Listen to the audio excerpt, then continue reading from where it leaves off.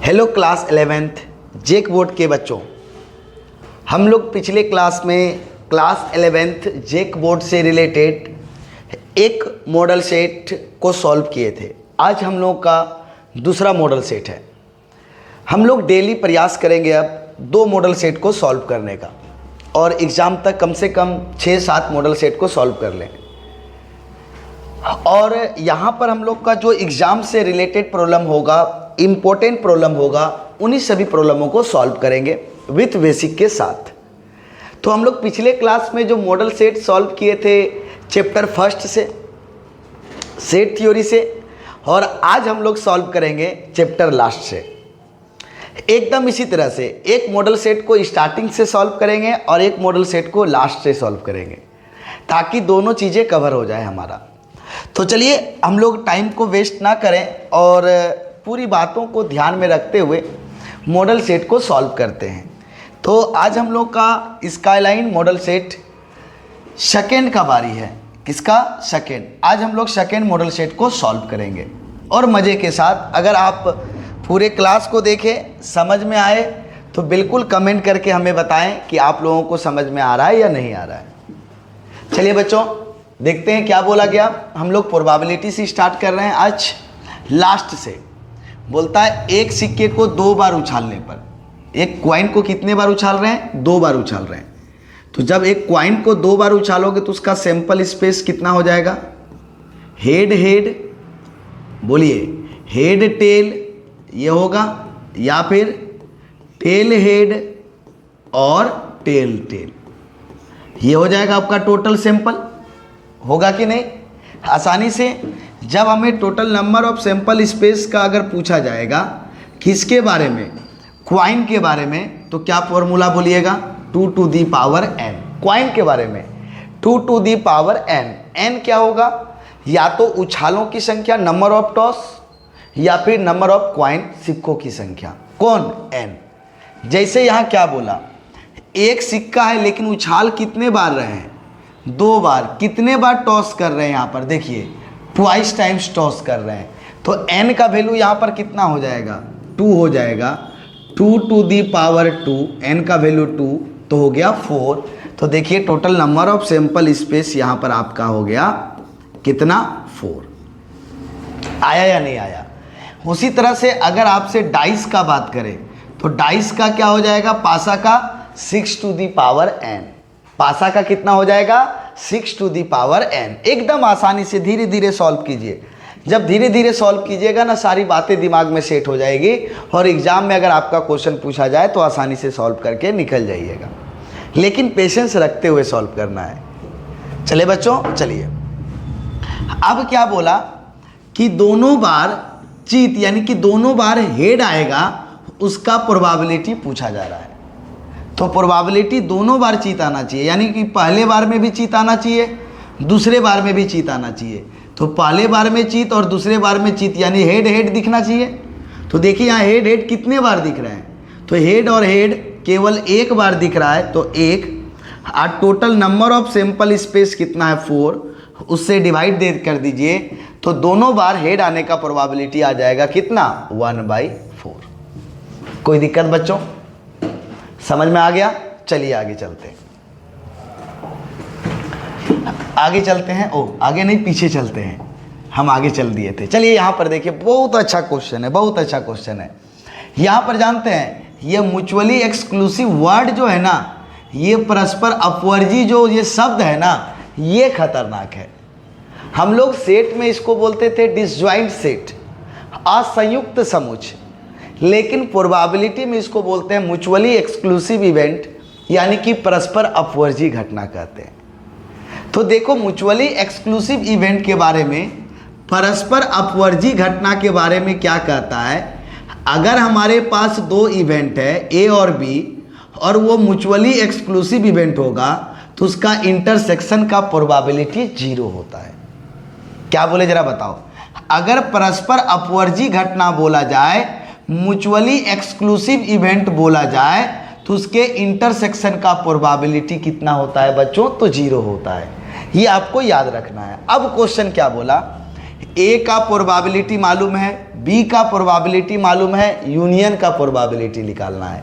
तो देखिए यहाँ पर इस फॉर्मूला को याद रखिए, probability of A union B जो होता है वह एक्चुअल में होता है probability of A plus probability of B minus probability of A intersection B. ये होता है फॉर्मूला। अगर आप इसको भेजिएगा probability of A intersection B को, तो माइनस इस साइड आएगा तो प्लस हो जाएगा, और प्लस को उस साइड भेजिएगा तो माइनस हो जाएगा। लेकिन हमें यूनियन का ही प्रोबेबिलिटी निकालने के लिए कहा गया है, तो प्रोबेबिलिटी ऑफ ए कितना मालूम है 1/4 प्लस प्रोबेबिलिटी ऑफ बी भी कितना मालूम है 1/4 minus probability of A intersection B कितना होगा बच्चों, तो 0। क्यों होगा 0? क्योंकि परस्पर अपवर्जी म्यूचुअली एक्सक्लूसिव इवेंट के लिए इंटरसेक्शन का प्रोबेबिलिटी 0 होता है। तो यहाँ पर कितना आ जाएगा 1/4 1/4 2/4 और 2/4 का मतलब 1/2 1/2 अगेन ऑप्शन नंबर ए। क्या समझ में आ गया?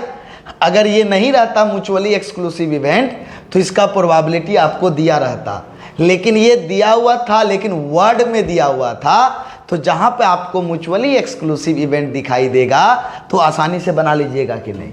चलिए अगले क्वेश्चन की ओर देखते हैं। क्या बोला कि हमारे पास एक प्लेइंग कार्ड है, ताश का गड्डी से एक पत्ता निकालने पर, तो ताश के गड्डी में टोटल पत्ता कितना होता है 52। टोटल पत्ता कितना होता है बच्चों 52, 52 पत्ता होता है। ठीक है, आइए अब 52 पत्ता होता है तो 52 पत्ता को 2 कलर में बांटा जाता है। किसमें किसमें? एक रेड में और एक ब्लैक में। अब रेड को भी 2 पार्ट में बांटा जाता है।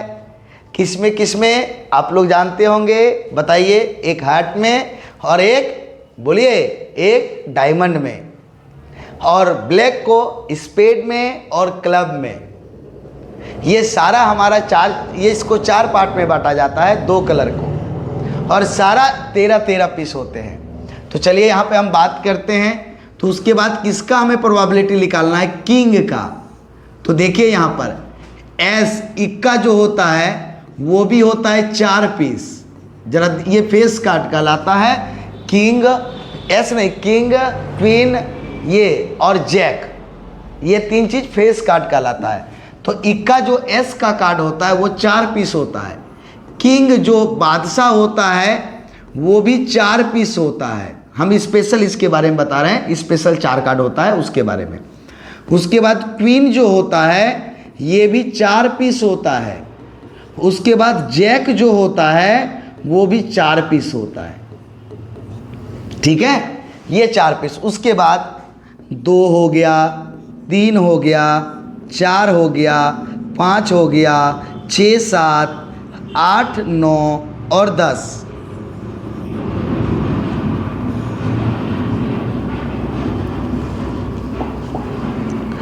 8, 9 और 10 ये भी टोटल सभी 4-4 पीस होते हैं। तो ये कितना हो गया 1, 2, 3, 4, 5, 6, 7, 8, 9, 10, 11, 12, 13 कार्ड, और ये 4 पीस करके तो टोटल 52 कार्ड हो गया। चलिए, तो हमें किसका प्रोबेबिलिटी निकालने बोल रहा है, किंग आने का। तो किंग कितना होता है कार्ड, टोटल 4 पीस। तो 4 में से कोई एक आएगा तो टोटल कंडीशन हो गया 4। हाँ, टोटल नंबर ऑफ सैंपल कितना है 52। तो कितना हो जाएगा 1/13। इसका भी क्या हो जाएगा ऑप्शन नंबर ए। समझ में आ गया? किंग का कार्ड कितना 4 पीस, तो 4 by total number of sample से डिवाइड कर देंगे तो प्रोबेबिलिटी आ जाएगा। अगला आ जाइए, बोलता है कि एक पासे को फेंकते हैं तो एक डाई को जब थ्रो कीजिएगा भाई तो क्या क्या आएगा 1, 2, 3, 4, 5 और 6 आएगा। अब बोलता है कि टोटल नंबर ऑफ सैंपल कितना हो जाएगा, तो 6 आएगा। अब प्रोबेबिलिटी कौन से नंबर को लाने के लिए बोलता है, ओड नंबर को लाने के लिए। कौन से नंबर को? ऑड नंबर को लाने के लिए। तो ऑड नंबर ढूंढिए क्या क्या होता है, 1, 3 और 5। तो टोटल ऑड नंबर कितना हो गया, 3। टोटल नंबर ऑफ सैंपल कितना हो गया, 6। Option number A 1/2। क्लियर है? याद रखना है किसी भी इवेंट का जब हम प्रोबेबिलिटी निकालेंगे, किसी भी इवेंट का प्रोबेबिलिटी निकालेंगे तो वो 0 से बड़ा और बराबर होगा, लेकिन 1 से छोटा और बराबर होगा। यानी अगर हमारा प्रोबेबिलिटी 0 हो जाता है, किसी इवेंट का प्रोबेबिलिटी 0 हो जाता है, उसको बोलते हैं इम्पॉसिबल इवेंट, अनिश्चित घटना। इम्पॉसिबल इवेंट, अनिश्चित घटना। और किसी इवेंट का प्रोबेबिलिटी अगर 1 हो जाता है तो उसको बोलते हैं श्योर इवेंट, यानी कि निश्चित घटना।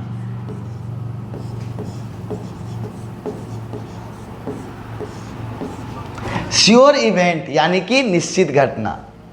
अगर किसी घटना का प्रोबेबिलिटी 0 हो जाता है तो उसको हम लोग क्या बोलते हैं, इम्पॉसिबल इवेंट।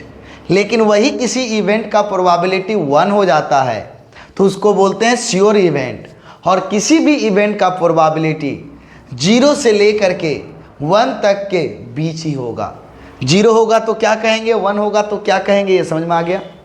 अभी एक एक करके बात करेंगे। अभी टोटल 7-8 मॉडल सेट देखेंगे तो एक एक करके बात करेंगे। तो यहाँ तक समझ में आ गया बच्चों? चलिए अभी धीरे धीरे एक बार में ये सारी बातें यहाँ नहीं बोल देंगे, हर एक क्वेश्चन में बातें करेंगे। अब क्या कहता है, ध्यान से सुनिए। बोलता है प्रसरण वेरिएंस का मानक विचलन क्या होगा। मानक विचलन यानी कि स्टैंडर्ड डेविएशन। तो sigma is equal to root under variance प्रसरण होता है। तो ऐसा कोई ऑप्शन है? क्या है? रूट अंडर प्रसरण वेरिएंस, ऑप्शन नंबर ए। कोई दिक्कत है बच्चों? ये फॉर्मूला है, आपसे वेरिएंस और ये स्टैंडर्ड डेविएशन निकालने के लिए नहीं पूछा जाएगा, तब तो ऑब्जेक्टिव ही फेल हो जाएगा। आपसे फॉर्मूला ही पूछेगा। कल भी बताए थे क्या, root under summation of x minus x bar to the whole square by n, और आज वही है हमारा। तो ये फॉर्मूला पूछा जाएगा आपसे। मेनली अगर पूछा जाएगा ना तो डाटा रिलेटेड मीन और मीडियन, माध्य और माध्यिका पूछा जाएगा, और कुछ नहीं पूछा जाएगा। जब माध्यिका हम लोग निकाले थे पिछले क्लास में तो हमारा डाटा ऑड था तो आसानी से निकला था। तो आज देखिए हमारा डाटा क्या है, हमें माध्यिका निकालने बोल रहा है, मीडियन फिर से निकालने बोल रहा है। तो यहाँ पर हमारा पहले नंबर ऑफ टर्म्स को काउंट कीजिए, ऑड है या इवन है। 1 2 3 4 5 6। तो n का वैल्यू हो गया टोटल 6, जो कि इस बार हमारा इवन है।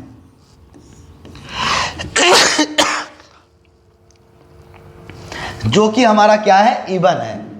जब इवन रहेगा तो हम मीडियन कैसे निकालते हैं, माध्यिका कैसे निकालते हैं, मीडियन कैसे निकालते हैं, m से डिनोट करते हैं। ध्यान से सुनिए, निकालते हैं कैसे, n/2th term plus n/2th term. ये डाटा हमेशा इंक्रीजिंग ऑर्डर में होना चाहिए, बढ़ते हुए क्रम में होना चाहिए। देखिए 2 के बाद 4 के बाद 6 के बाद 8 के बाद 10 के बाद 12, यानी ये सही क्रम में है, एकदम सही ऑर्डर में है। अगर आपको ऐसा दे देता 12 6 8 2 6 4 ऐसा दे देता, तब सबसे पहले जब भी आपको मीडियन निकालने के लिए कहेगा, माध्यिका निकालने के लिए कहेगा, इसको बढ़ते हुए क्रम में लिखिएगा। पहले क्या लिखिएगा, 2 फिर 4 फिर 6 फिर 8, 10 छूट गया, यहाँ 10 लिख देते हैं। चलिए 10 फिर 12 ऐसे लिखिएगा। उसके बाद नंबर ऑफ टर्म को काउंट कीजिएगा यहाँ से, इस पे नहीं।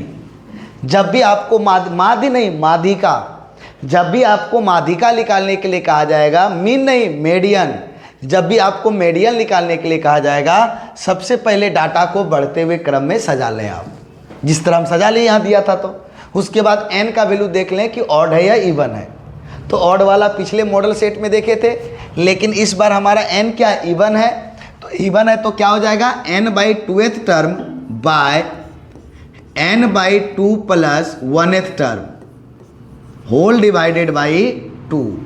तो बताइए यहाँ से मीडियन क्या हो जाएगा, कौन कौन सा टर्म, n का वैल्यू है 6, n के जगह पे 6 रखिए तो 6/2 कितना हो जाएगा, थर्ड टर्म प्लस बोले यहाँ से n/2 3 प्लस 1, अरे n का वैल्यू 6 भाई, 6/2 3 होगा ना, 3 plus 1 fourth term divided by 2।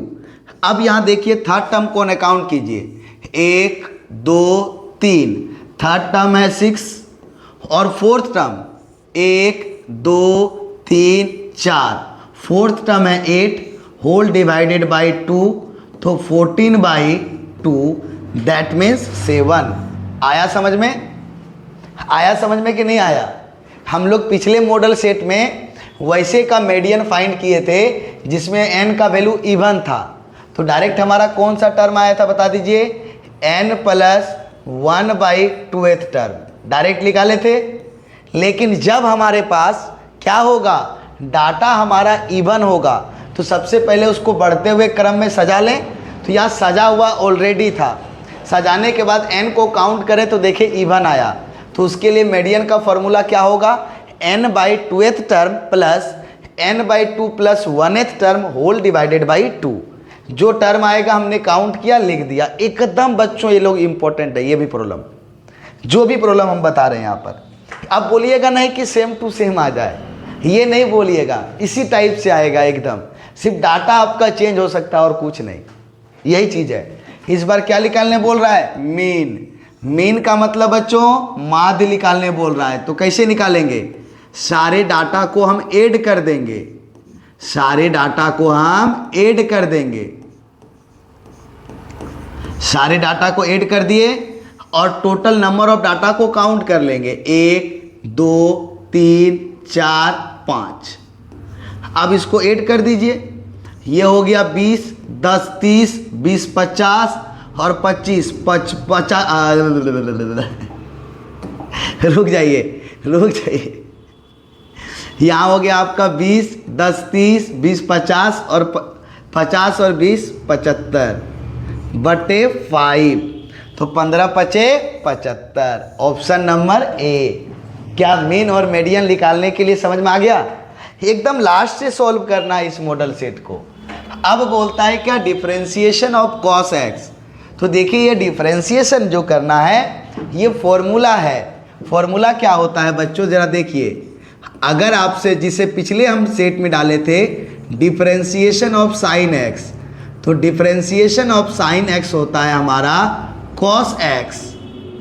अगर आप लोग इसको बेसिक से जानना चाहते हैं हर एक चीज़ को, तो 12th वाले को एग्ज़ाम का प्रिपरेशन करवाए थे, तो आप 2 मार्क्स के सेक्शन में जाएं, प्लेलिस्ट में 2 मार्क्स जाएं, क्लास 12 का 2 मार्क्स में, और जाने के बाद आप वहाँ पे ना डिफरेंशिएशन का पार्ट 1 पार्ट 2 और पार्ट 3 का क्लास कर लें। आपका 11th भी कंप्लीट हो जाएगा और 12th भी कंप्लीट हो जाएगा, कोई भी प्रॉब्लम आपसे नहीं छूटेगा, कोई भी प्रॉब्लम नहीं छूटेगा। 11th भी कंप्लीट हो जाएगा और 12th भी कंप्लीट हो जाएगा, कोई भी प्रॉब्लम आपसे छूटने वाला नहीं है, ये फिक्स है। चलिए देखिए, अभी एक एक करके बता रहे हैं, कुछ भी नहीं छूटेगा अगर आप ध्यान से अगर उसको पूरा कर ले तो। 11th भी कंप्लीट और 12th भी कंप्लीट हो जाएगा। cos x का डिफरेंशिएशन होता है माइनस साइन x। फिर आपका अगला होता है tan x का डिफरेंशिएशन होता है सेक स्क्वायर x। हम बताएंगे एक एक करके। अभी जैसे इस मॉडल सेट में हम फॉर्मूला को बताएं, आप इस फॉर्मूला को याद कर लें। अगले मॉडल सेट में अगर x के जगह पे एंगल x² दे दिया तो क्या करेंगे ये बताएंगे। इस तरह से ना सारी चीज़ों को सॉल्व करेंगे, मज़ा आ जाएगा। एक एक मॉडल सेट में एक एक बात करेंगे, ज़्यादा नहीं। आप इतना सारा चीज़, एक बात और बता दें बच्चों, केवल हम आपको बता रहे हैं तो केवल मेरे बताने से ना आपका रिजल्ट में कोई इफेक्ट नहीं पड़ेगा। आपको पढ़ने के साथ साथ आपको डेली प्रैक्टिस करना होगा, डेली प्रैक्टिस करना पड़ेगा। मार्केट में आपको बहुत सारा मिलता है मॉडल सेट, उसको खरीद लें और मेरे द्वारा बताने के बाद उस मॉडल सेट को बनाने का प्रयास करें। देखिए कितना प्रॉब्लम बन रहा है, और जो प्रॉब्लम ना बने तुरंत मेरे वीडियो के कमेंट सेक्शन में तुरंत कमेंट कर दें, उसका फ़ोटो क्लिक करें और हमको सेंड कर दें। नहीं तो अगर आपको डाउट हो रहा है और भी तो मेरे मोबाइल नंबर पर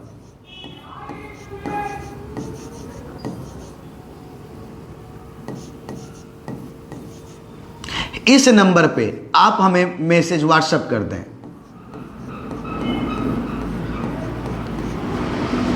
इस नंबर पे आप मार्केट में जो मॉडल सेट मिलता है आप उसे खरीदें, और मेरे मॉडल सेट बताने के बाद, हर एक मॉडल सेट के बताने के बाद आप उसके मॉडल सेट को बनाने का प्रयास करें और देखिए कितना प्रॉब्लम आपसे बनता है।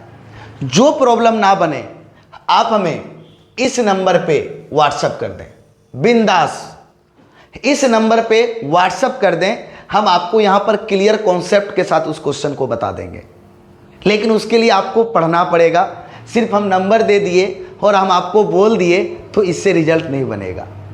आपको मैथ्स प्रैक्टिस चाहिए, नहीं तो एग्जाम हॉल में नहीं बनेगा, मेरा दावा है। मेरा क्या, कोई भी मैथमेटिशियन टीचर होंगे वो सारा बोलेंगे मैथ्स ओनली हमारा प्रैक्टिस का चीज़ है। डेली पढ़िए, डेली सेट मारिए। अगर हम आपको 6 मॉडल सेट सॉल्व करवाएंगे तो आप भी 6 मॉडल सेट को सॉल्व कीजिए, तो 6 और 6 कितना 12, उससे बाहर कुछ भी क्वेश्चन नहीं जाएगा, देख लीजिएगा आप। तो इस नंबर को लिख लें, आपको जो भी डाउट हो हमें कमेंट करके या फिर सिंपल सा बात है व्हाट्सएप करके बता सकते हैं, हम क्लियर करेंगे। 10x के बाद आता है sec x का डिफ्रेंसिएशन। sec x का क्या होता है, sec x इंटू 10x। उसके बाद आता है बच्चों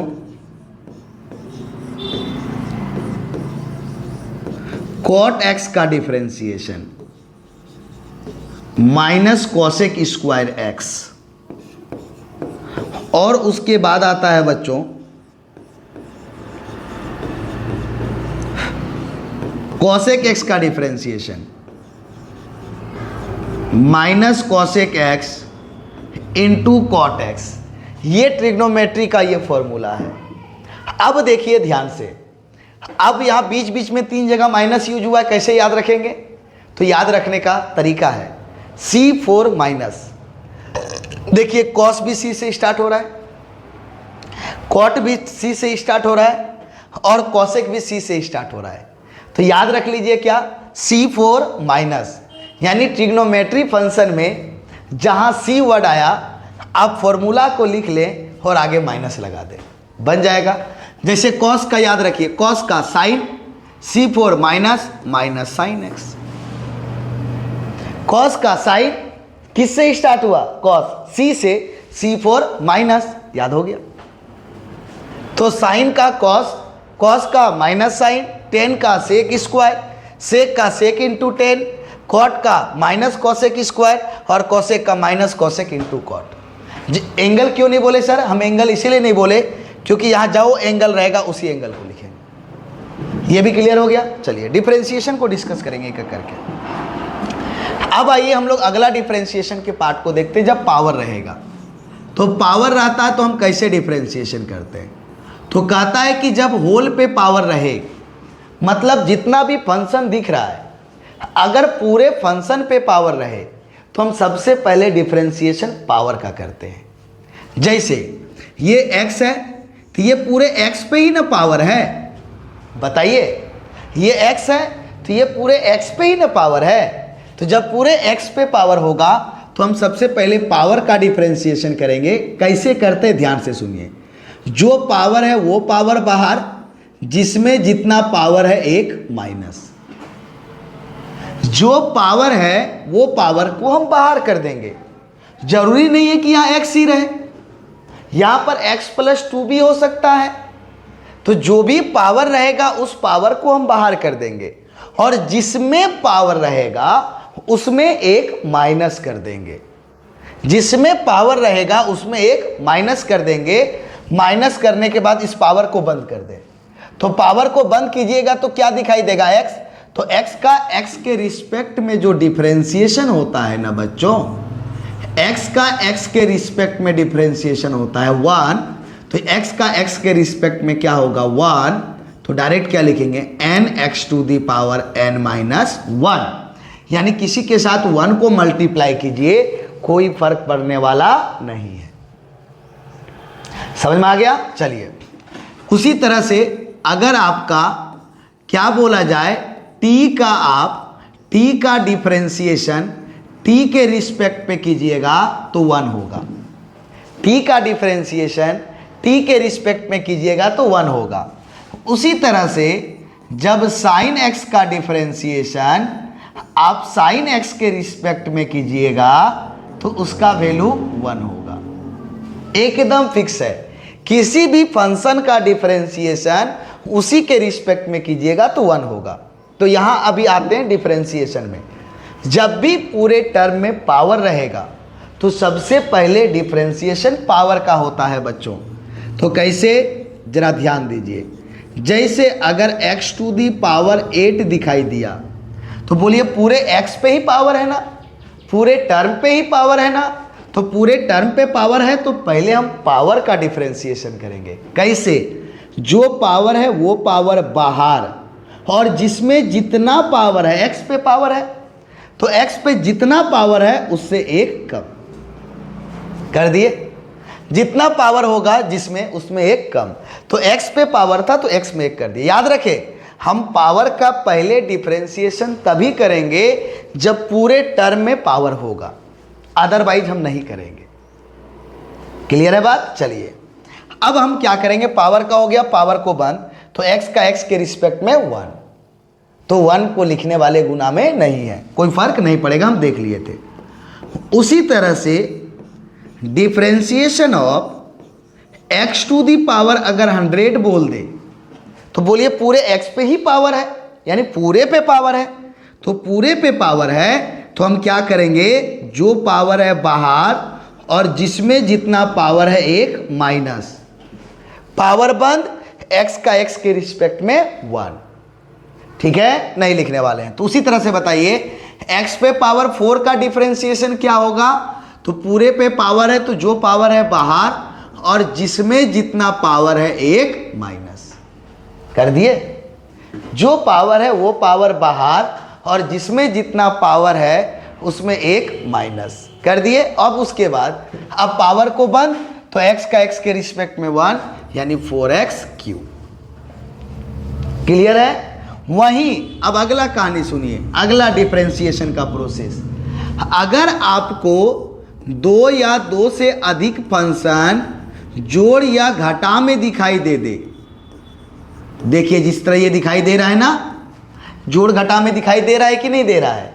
तो जब भी आपको जोड़ या घटा में 2 या 2 से अधिक फंक्शन दिखाई देगा तो सबका डिफरेंशिएशन सेपरेट होगा, मतलब अलग अलग होगा।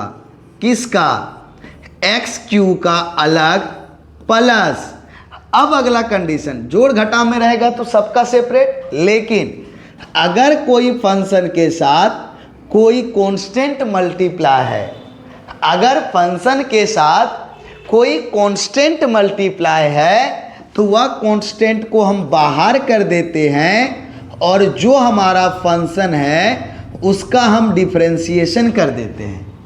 कब कांस्टेंट को हम बाहर करते हैं, ध्यान से सुनिए। जब फंक्शन के साथ कोई कांस्टेंट मल्टीप्लाई है तब हम कांस्टेंट को डिफरेंशिएशन साइन से बाहर करते हैं, लेकिन वहीं अगर हमारा कांस्टेंट अकेला है तो अकेला कांस्टेंट है तो उसका डिफरेंशिएशन होगा। अकेला कांस्टेंट है तो अकेला कांस्टेंट का डिफरेंशिएशन जो होता है, अकेला कांस्टेंट का जो डिफरेंशिएशन होता है वह 0 होता है। होता था देखो डिफरेंशिएशन का मीनिंग होता है चेंज बच्चों, और कांस्टेंट में तो कोई चेंज होता नहीं है। जब कोई चेंज नहीं होता है तो इसलिए उसको क्या दिखाते हैं, 0, मतलब उसमें कोई चेंज नहीं हुआ। किसमें, कांस्टेंट में। तो वो बेसिक कब आते हैं, अभी आपको मॉडल सेट सॉल्व करना है तो हम एक एक करके बातों को समझाने का प्रयास कर रहे हैं, तो समझने का प्रयास कीजिए। तो क्या किए जरा बताइए, बहुत आसानी से बन जाएगा, और आगे का प्रॉब्लम जो है ना वो आसानी से बन जाएगा, कोई दिक्कत नहीं है, धड़ल्ले के साथ बन जाएगा। आपको लास्ट से सॉल्व करवा रहे हैं क्योंकि पिछले मॉडल सेट में जो लास्ट का प्रॉब्लम हम लास्ट में सॉल्व किए थे, इस बार लास्ट का हम लोग फर्स्ट में सॉल्व कर रहे हैं। आप समझ लीजिए ना, एक बार प्रॉब्लम तो बन गया, इसको समझ लीजिए। क्या बताएं यहाँ पर, अगर 2 या 2 से अधिक फंक्शन प्लस और माइनस में है तो सबका डिफरेंशिएशन सेपरेट होगा। और एक बात का ध्यान रखेंगे कि अगर फंक्शन के साथ कोई कांस्टेंट मल्टीप्लाई है तो उस कांस्टेंट को डिफरेंशिएशन साइन से बाहर करेंगे, लेकिन वही अगर अकेला कांस्टेंट है तो हम उसका डिफरेंशिएशन करेंगे। अगर फंक्शन के साथ कोई कांस्टेंट मल्टीप्लाई है तो हम कांस्टेंट को बाहर करेंगे, लेकिन वही अकेला कांस्टेंट है तो उस अकेले कांस्टेंट का हम डिफरेंशिएशन करेंगे। अब आइए डिफरेंशिएशन करने के लिए, तो बोलिए पूरे x पे पावर है, तो जब पूरे x पे पावर है तो पहले पावर का डिफरेंशिएशन कैसे करते हैं, जो पावर है बाहर और जिसमें जितना पावर है 1 माइनस, तो कर दिए 1 माइनस, ये पावर बंद, x का x के रिस्पेक्ट में 1, ये 2 भाई बाहर है, बाहर कर दिए। फिर से बोलिए x पे ये पूरा पावर है, पूरे x पे ही पावर है, तो पहले पावर का, तो जो पावर है बाहर जिसमें जितना पावर है 1 माइनस, माइनस अकेला कांस्टेंट का डिफरेंशिएशन 0। अब इसको सॉल्व करके लिख दीजिए 3x स्क्वायर प्लस 4x, ये हमारा आंसर हो गया। कोई दिक्कत बच्चों, समझ में आया कि नहीं आया बता दीजिए। अब इसी तरह से अगर आपको कहा जाए, क्या कहा जाए, हमें डिफरेंशिएशन करने के लिए किसका, तो ध्यान से सुनिए। अगर आपको डिफरेंशिएशन करने के लिए बच्चों कहा जाए, ध्यान से सुनिएगा, x to the power 7 plus 3 whole to the power 5, तो इसमें देखिए तो जरा सा दो पावर दिख रहा है, प्लस में भी दिख रहा है, कैसे करेंगे। तो हम अभी क्या बताएं कि अगर पूरे टर्म पे पावर है तो हम सबसे पहले डिफरेंशिएशन हम पावर का करेंगे। तो देखिए तो ये पूरा टर्म है ब्रैकेट वाला, और इस पूरे पे पावर है कि नहीं, तो सबसे पहले डिफरेंशिएशन पावर का कैसे, जो पावर है वो पावर बाहर, और क्या बताए, जिसमें जितना पावर है उसमें 1 माइनस। डन। क्यों किए इस पावर का हम डिफरेंशिएशन नहीं किए, क्योंकि ये जो पावर 7 है ना केवल x पे पावर है, लेकिन हम पावर का डिफरेंशिएशन सबसे पहले कब करते हैं, जब होल पे पावर रहता है। तो ये पावर 7 होल पे नहीं है, केवल और केवल x पर है, तो इसीलिए यहां पर हम सबसे पहले 7 का नहीं करेंगे डिफरेंशिएशन पावर। लेकिन ये पावर 5 को देखिए तो ये पावर 5 जो है ये पूरे पर है, इसीलिए सबसे पहले पावर 5 का डिफरेंशिएशन हुआ। कैसे हुआ बच्चों, जो पावर है बाहर और जितना जिस पे पावर था 1 कम जिस पे पावर जितना था उससे 1 कम, तो 5 से 1 कम 4 हो गया। अब पावर को बंद करेंगे तो देखिए तो दोनों जोड़ में दिख रहा है ना, अभी जोड़ का रूल पढ़े थे, क्या पढ़े थे बोलिए, जैसे पावर का हो गया आप पावर को बंद कर दें, आप पावर को ना देखें, पावर का हो गया आप पावर को ना देखें, पावर को बंद कर दें। तो पावर को जैसे बंद कीजिएगा तो देखिए फिर से किस में दिख गया, ये प्लस में दिख गया। तो जैसे प्लस में दिख गया बच्चों तो हमारा डिफरेंशिएशन प्लस और माइनस रहता है तो क्या होता है सेपरेट, सेपरेट मतलब ब्रैकेट यूज करेंगे। तो कैसे सेपरेट होगा, दोनों का अलग अलग, x पे पावर 7 का डिफरेंशिएशन अलग, अकेला कांस्टेंट का डिफरेंशिएशन होता है। लेकिन यही कांस्टेंट अगर किसी फंक्शन के साथ मल्टीप्लाई होता तो वह कांस्टेंट डिफरेंशिएशन साइन से बाहर होता, लेकिन अकेला है तो कोई बात नहीं। तो क्या मिला 5x to the power 7 plus 3 whole to the power 4। अब आते हैं सेपरेट डिफरेंशिएशन करने। तो अब देखिए इस पूरे पर ये पावर 7 दिख रहा है, दिख रहा है कि नहीं दिख रहा है। तो जब पूरे पे पावर 7 दिख रहा है तो सबसे फर्स्ट डिफरेंशिएशन पावर का होगा, जो पावर है बाहर और जिसमें जितना पावर है 1 कम। हो गया पावर बंद, x का x के रिस्पेक्ट में 1, मल्टीप्लाई में 1 नहीं लिखेंगे, प्लस अकेला कांस्टेंट का 0। तो बताइए मल्टीप्लाई कीजिए 5 को 7 के साथ, 7 × 5 = 35, x पे पावर 6, ये हो गया हमारा आंसर। क्या ये अभी तक समझ में आया अलजेब्रिक को? अब अगले मॉडल सेट में हम ट्रिग्नोमेट्री के बारे में बताएंगे जब एंगल चेंज होगा। तो आज यहाँ अलजेब्रिक से रिलेटेड ये चीज़ें समझ में आ गई या नहीं आ गई? आ गए बच्चों? चलिए तब पिछले क्वेश्चन की ओर बढ़ते हैं। अब हमारा यहाँ आ गया लिमिट। तो लिमिट में आपको क्या याद रखना है? हम पिछले क्लास में पिछले मॉडल सेट में sin x/x का बताए थे। तो limit x tends to 0 sin x/x रहेगा, तो इसका वैल्यू 1 होगा। एल हॉस्पिटल रूल से प्रूफ होता है। अभी हम मॉडल सेट को सॉल्व कर रहे हैं तो प्रूफ नहीं करेंगे, लेकिन जब बेसिक पढ़ते तो इसको प्रूफ करते हैं। अभी हर एक चीज को हम बताएंगे, पहले आप फॉर्मूला के तौर पर इसको याद रखिए, क्योंकि मॉडल सेट को सॉल्व कर रहे हैं। एग्जाम में इससे रिलेटेड क्वेश्चन आएगा मतलब आएगा, या तो इससे या तो इससे आता है बच्चों, बहुत इंपॉर्टेंट है, एकदम आता है। तो क्या कहता है, ध्यान से सुनिए, इससे केवल इसी को याद नहीं रखना है। कहता है क्या, अगर लिमिट x टेंड्स टू 0 है, ठीक है, और साइन के साथ जो एंगल है, साइन के साथ जो एंगल है, अगर उसी के साथ डिवाइड हो तो उसका वैल्यू 1 होता है। साइन के साथ x था तो देखिए x से डिवाइड हुआ, साइन के साथ mx है तो mx से डिवाइड हुआ, तो उसका वैल्यू 1 होगा, अदरवाइज नहीं होगा। उसी तरह से एक एग्जाम्पल के रूप में हम लिखते हैं, क्या, limit x tends to 0 sin 7x/x का वैल्यू कितना होगा? तो अभी आप 1 नहीं बोलिएगा। सर क्यों? क्योंकि ये जो हम फॉर्मूला याद किए हैं, साइन के साथ जो एंगल है उसी के साथ डिवाइड होना चाहिए। तो साइन के साथ एंगल है 7x, लेकिन यहां पर केवल क्या है, x। यहां पर केवल क्या है, x। तो अभी 1 नहीं लिखिएगा। तो यहां पर साइन के साथ एंगल 7x है, तो यहां भी 7x चाहिए।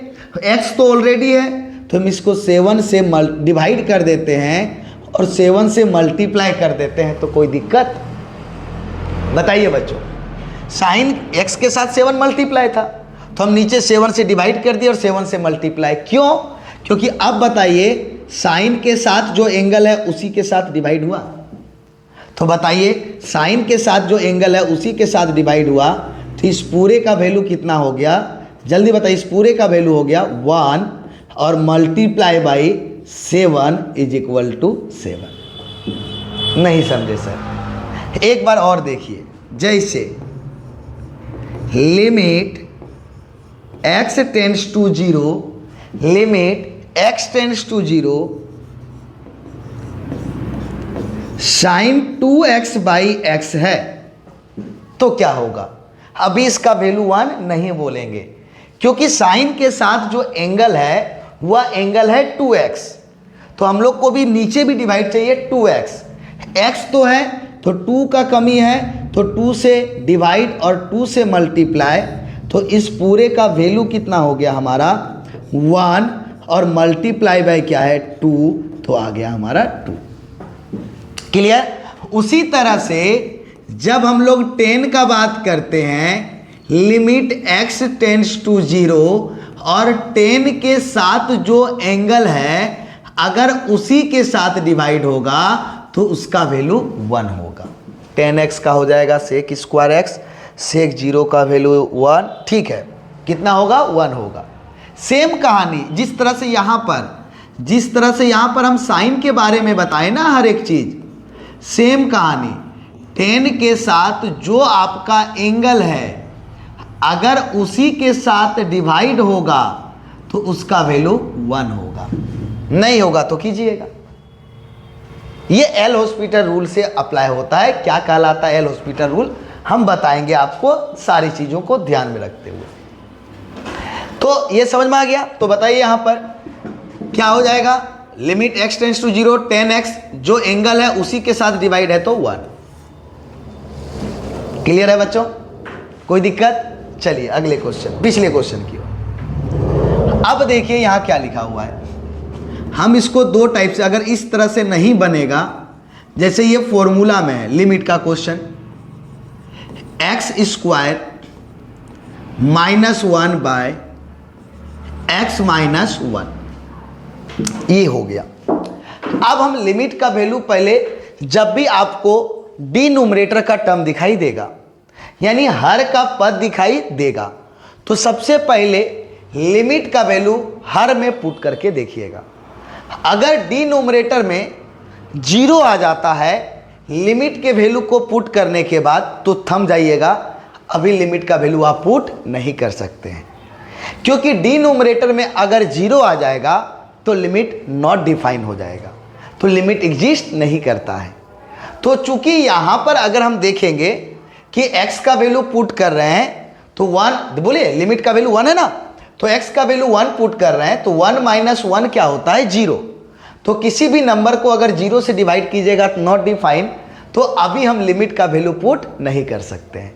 हम बताए थे ना, अगर डिनोमिनेटर का टर्म दिखाई दे रहा है तो सबसे पहले आप लिमिट का वैल्यू डिनोमिनेटर में पुट करें और देखें कि कहीं डिनोमिनेटर का टर्म 0 तो नहीं ना आ रहा है, देखें, पुट करने में देखना है उसको। तो जैसे हम डिनोमिनेटर में पुट किए, x का वैल्यू कितना है 1, तो 1 - 1 0 आ गया। तो डिनोमिनेटर में 0 आ जाना यानी फंक्शन हमारा नॉट डिफाइन हो जाना। तो फंक्शन अगर हमारा नॉट डिफाइन हो जाता है तो हम अभी लिमिट का वैल्यू पुट नहीं करेंगे। तो चूंकि यहां पर हमारा फॉर्मूला में सेट दिखाई दे रहा है, तो हम इसको क्या करेंगे, सॉल्व करेंगे। 1 को 1 का स्क्वायर लिख सकते हैं, तो बताइए a स्क्वायर - b स्क्वायर होगा कि नहीं। तो फॉर्मूला बताइए, तो a square - b square is equal to क्या होता है, a + b into a - b। तो a का काम कौन कर रहा है, x। पहले लिमिट जब तक पुट नहीं करेंगे हम लिमिट को लिखते रहेंगे। इसको दो टाइप से भी बताएंगे आपको इसी प्रॉब्लम को। एक आपका फॉर्मूला में टूटेगा तो तोड़ दीजिएगा, और एक ऐसा चाहे फॉर्मूला में टूटे या ना टूटे, अगर आपको डिफरेंशिएशन पता है तो आप बना लीजिएगा। एकदम हर एक क्वेश्चन एक जैसा बना लीजिएगा, हर एक क्वेश्चन। अभी लिमिट के बारे में थोड़ा सा बताएंगे, एक प्रॉपर्टी से बताएं, एक यहाँ से बताएंगे, फिर आगे चलेंगे। हम क्लियर तो पहले कर ले हर एक चीज़ को। जब हर एक चीज़ को हम बता रहे हैं तो हम पहले बता रहे हैं, परफेक्टली बताएंगे, परफेक्टली बताएंगे कि आपको मॉडल सेट बनाना है जो मार्केट में मिल रहा है, उस मॉडल सेट को, मेरे मॉडल सेट को यहाँ बनाइए और मार्केट के मॉडल सेट को आप बनाइए। जो नहीं बनेगा, आपको मोबाइल नंबर मेरा मिल चुका है, फटाक से उस पर हम व्हाट्सएप कर दें। चलिए तो यहाँ पर पहले सॉल्व करते। a का काम x कर रहा है, b का काम 1, तो क्या लिखेंगे जल्दी बताइए, a + b into a - b, और नीचे ऑलरेडी क्या है x - 1। देखिए कैंसिल हो गया। अब जैसे कैंसिल हो गया तो डिनोमिनेटर का टर्म ही नहीं बचा, और जब डिनोमिनेटर का टर्म नहीं बचा तो आप बिल्कुल फ्री हो गए, बिल्कुल फ्री हो गए। मतलब अब डिनोमिनेटर में 0 आने का चांस नहीं है, आप डायरेक्ट लिमिट का वैल्यू को पुट कर दें तो x, डिनोमिनेटर का टर्म ही नहीं बचा ना। डिनोमिनेटर का टर्म बचता तो हम लोग क्या करते, चेक करते डिनोमिनेटर में कहीं 0 तो नहीं ना आ रहा है, लेकिन यहाँ बच ही नहीं रहा है, पुट कर दे तो क्या आ जाएगा जल्दी बताइए। x के जगह पे 1, तो 1 + 1 इज इक्वल टू 2 आ गया। अब इसी क्वेश्चन को हम लोग बनाते हैं किसमें, एक बनाते हैं एल हॉस्पिटल रूल में।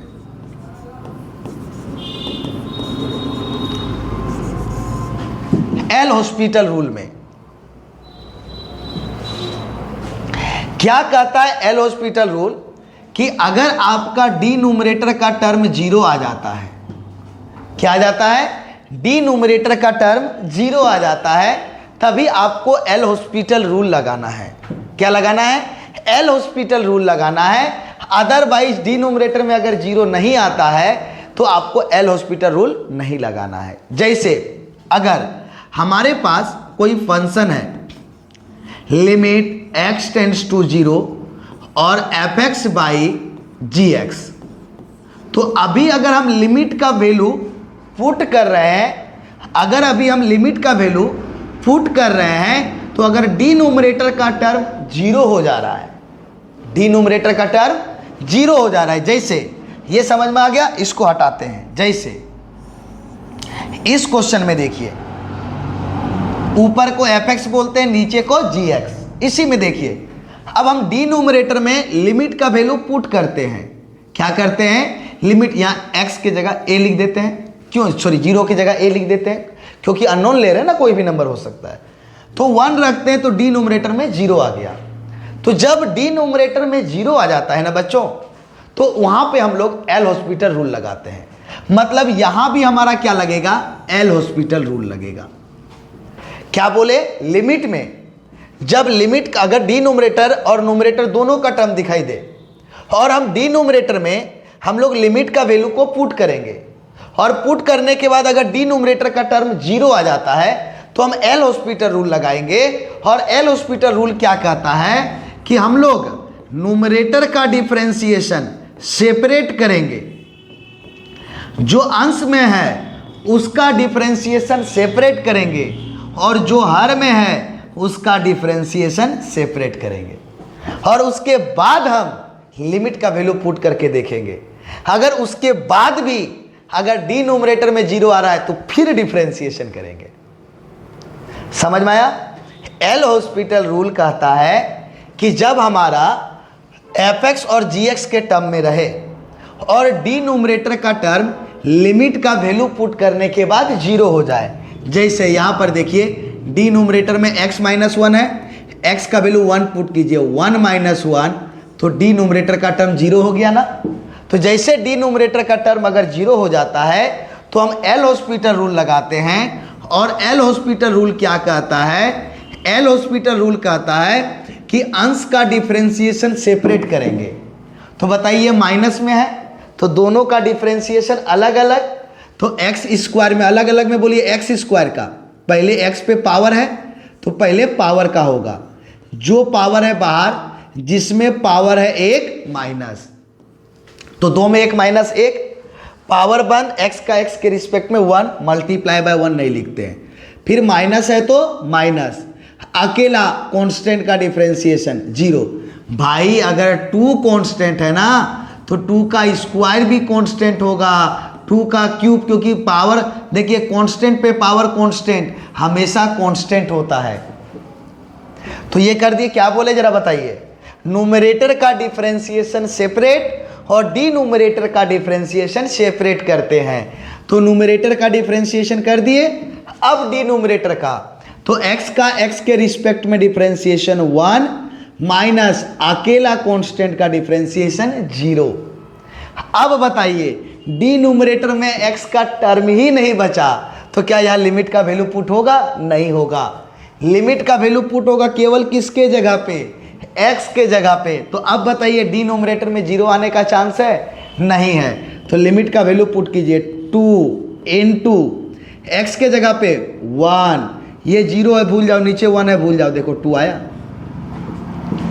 तो ये जो एल हॉस्पिटल रूल है ना, क्या है, एल हॉस्पिटल रूल, हम एल हॉस्पिटल रूल को उस टाइम अप्लाई करेंगे जब न्यूमरेटर और डिनोमिनेटर दोनों फंक्शन में दिखाई दे और लिमिट का वैल्यू पुट करने के बाद डिनोमिनेटर का टर्म हमें 0 होता दिखे। क्या होता दिखे, 0। तब अंश और हर को हम दोनों को सेपरेट, अंश को अलग और हर को अलग डिफरेंशिएशन करेंगे और लिमिट का वैल्यू पुट कर देंगे तभी, अदरवाइज सब जगह पे हमें एल हॉस्पिटल रूल नहीं लगाना है। चलिए देखते हैं थोड़ा और कुछ, एक और देखते हैं जहां पे डिनोमिनेटर का टर्म ही ना हो। जैसे limit x tends to 1 x square plus 3x plus 1, इसका बोल दे तो भाई ये डिनोमिनेटर का टर्म ही नहीं है, डायरेक्ट लिमिट का वैल्यू पुट कर दो। तो क्या लिखेंगे, x के जगह पे 1 का स्क्वायर, ये तो छुच्छे क्वेश्चन हो गया, जहां जहां x है वहां 1, तो 1 प्लस 3 + 1 = 5। Direct answer. हमें लिमिट में लफड़ा कहाँ पर होता है? जब न्यूमरेटर और डिनोमिनेटर दोनों हमें दिखाई दे, न्यूमरेटर और डिनोमिनेटर दोनों हमें दिखाई दे। क्या दिखाई दे? न्यूमरेटर और डिनोमिनेटर दोनों दिखाई दे और डिनोमिनेटर का टर्म 0 हो जाए। जैसे आगे हम देखते हैं एक और क्वेश्चन। आइए उसी एल हॉस्पिटल रूल के according, limit x tends to 2 x³ + 4x² + 7/x² - 4। हमने ये लिख दिया, ये क्वेश्चन हमने लिख दिया लिमिट का वैल्यू फाइंड करने के लिए। तो देखो न्यूमरेटर और डिनोमिनेटर दोनों दिख रहा है ना, दोनों दिख रहा है कि नहीं दिख रहा है? अब जैसे दिख रहा है ना, तो लिमिट का वैल्यू सबसे पहले हम कहाँ पुट करेंगे? डिनोमिनेटर में, और चेक करेंगे कि क्या डिनोमिनेटर का टर्म 0 हो रहा है। अगर डिनोमिनेटर का टर्म 0 होगा तो एल हॉस्पिटल रूल लगाएंगे, और अगर डिनोमिनेटर का टर्म 0 नहीं होगा तो डायरेक्ट लिमिट का वैल्यू पुट करके आंसर निकाल लेंगे। अगर डिनोमिनेटर का टर्म 0 होगा तो एल हॉस्पिटल रूल लगाएंगे, और अगर डिनोमिनेटर का टर्म अगर 0 नहीं होगा तो हम डायरेक्ट लिमिट का वैल्यू पुट करके आंसर निकाल लेंगे, चाहे आंसर 0 ही क्यों ना आए। न्यूमरेटर में 0 आए कोई फर्क नहीं पड़ेगा, उसका आंसर 0 हो जाएगा। अगर न्यूमरेटर में अंश में 0 आएगा तो कोई फर्क नहीं पड़ेगा, उसका आंसर 0 हो जाएगा। लेकिन डिनोमिनेटर में अगर 0 आ जाए तो भाई वहां एल हॉस्पिटल रूल लगाना है। चलिए पुट कीजिए जल्दी। डिनोमिनेटर में x के जगह पे 2 को पुट करना है, तो 2 का स्क्वायर -4। डिनोमिनेटर में कुछ भी आया हमें कोई फर्क पड़ने वाला नहीं है, सॉरी न्यूमरेटर में कुछ भी आया हमें फर्क पड़ने वाला नहीं है। डिनोमिनेटर से 2 का स्क्वायर 4 - 4, बोले डिनोमिनेटर में 0 आ गया, और जैसे डिनोमिनेटर में 0 आ गया तो हम एल हॉस्पिटल रूल लगाएंगे। और एल हॉस्पिटल रूल क्या कहता है? न्यूमरेटर का डिफरेंशिएशन सेपरेट करना है और डिनोमिनेटर का डिफरेंशिएशन सेपरेट करना है। तो बताइए क्या आएगा? लिमिट, जब तक लिमिट का वैल्यू हम पुट ना कर दें हम लिमिट को नहीं छोड़ेंगे।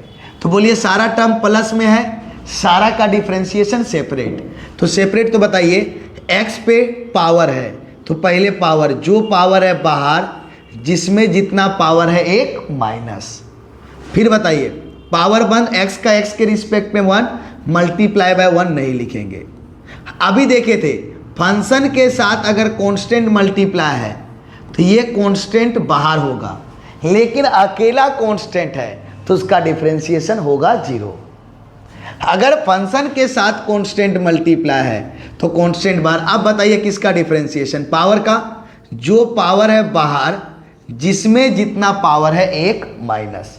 तो जो पावर है वो बाहर हो गया, x पे पावर 1 है तो 1 लिख दिए। चलिए अब पावर के बाद x का x के रिस्पेक्ट में 1, अब हो गया कंप्लीट, प्लस अकेला कांस्टेंट का डिफरेंशिएशन 0 होल डिवाइडेड बाय। अब यहाँ आइए फिर से माइनस में दिख रहा है, तो प्लस और माइनस में दिखता है तो डिफरेंशिएशन सेपरेट होता है। तो पहले क्या होगा? x पे पावर दिख रहा है तो पावर का, जो पावर है बाहर जिसमें जितना पावर है 1 माइनस, तो 2 में 1 माइनस होगा तो 1।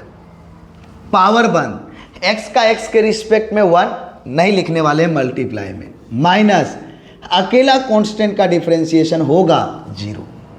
क्लियर? अब देखिए फिर से डिनोमिनेटर दिखाई दे रहा है, x भी दिखाई दे रहा है, तो देखिए क्या, लेकिन हम क्या लिमिट का वैल्यू पुट करेंगे तो डिनोमिनेटर 0 होगा, तो x का वैल्यू 2, तो बोले 2 × 2 कितना आएगा? 4, 0 आने वाला नहीं है। लिमिट का वैल्यू पुट करो, 3 × x के जगह पे 2, 2 का स्क्वायर प्लस 4 × 2 8, x के जगह पे 2, ये 0 को भूल गए, फिर 2 × x के जगह पे 2। जैसे डिनोमिनेटर में अगर 0 नहीं आएगा, न्यूमरेटर में कुछ भी आया हमें फर्क नहीं पड़ेगा, डिनोमिनेटर में अगर जैसे आपका 0 आया, 0 नहीं आया, 60 से लिमिट का वैल्यू पुट कर दीजिए, और अगर 0 आया तो एल हॉस्पिटल रूल लगा दीजिए। एल हॉस्पिटल रूल मतलब अंश का डिफरेंशिएशन अलग, हर का डिफरेंशिएशन अलग। आपको कुछ नहीं सोचना है कि यहाँ फॉर्मूला लगेगा या फॉर्मूला नहीं लगेगा, एकदम बिंदास। तो बोलिए 4 तिया 12, 8 दूना 16, 2 दूना 4, 16 और 12 हो जाएगा 28, यानी कि 7। तो बन जाएगा इस तरह से क्वेश्चन। एल हॉस्पिटल रूल भी समझ में आ गया, फिर अगले मॉडल सेट में इसको समझेंगे। समझ में आ गया बच्चों एल हॉस्पिटल रूल? कमेंट करके जरूर बताएं, हमें बहुत खुशी मिलेगा। चलिए पिछले क्वेश्चन में दोनों बीच का हमें डिस्टेंस निकालना है, दोनों पॉइंट के बीच का।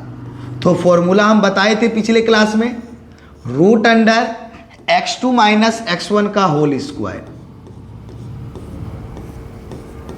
प्लस y2 माइनस y1 का होल स्क्वायर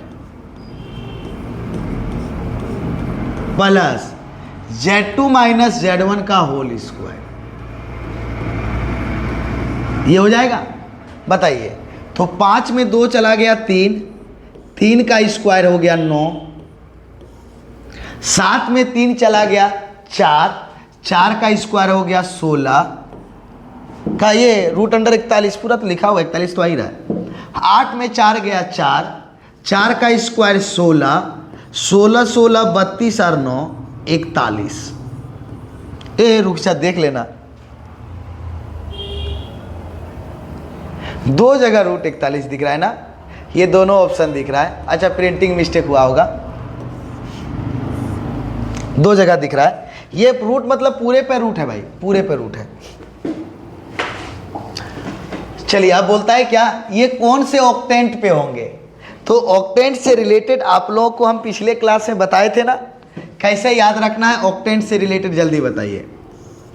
ऑक्टेंट से रिलेटेड एकदम आप सबसे पहले ऑक्टेंट बताने के लिए आप लोगों को क्या करना है, पहले इस तरह से टेबल बना देना है प्लस माइनस का। ऑक्टेंट आपका 3D में होता है, 3D को टोटल 8 पार्ट में डिवाइड किया जाता है। कैसे, जब बेसिक पढ़ेंगे तो सारा चीज़ हमें दिखाई देता है, सारा चीज़ बेसिक में। अभी तो हमें प्रॉब्लम सॉल्व करना है, हमें उससे मतलब नहीं है। आइए ट्रिक फिर से देखिए जो हम लोग पिछले मॉडल सेट में बताए थे। जब भी आपका 3D से क्वेश्चन आएगा एक ऑक्टेंट से रिलेटेड आपको दिखाई देगा। तो सबसे पहले एकदम एग्जाम हॉल में बैठने के बाद सबसे पहला काम करें कि आप ये टेबल बना लें, कहीं भूल ना जाएं आप। ये एक्स एक्सिस को बताएगा, ये वाई एक्सिस को रिप्रेजेंट करेगा और ये जेड एक्सिस को रिप्रेजेंट करेगा।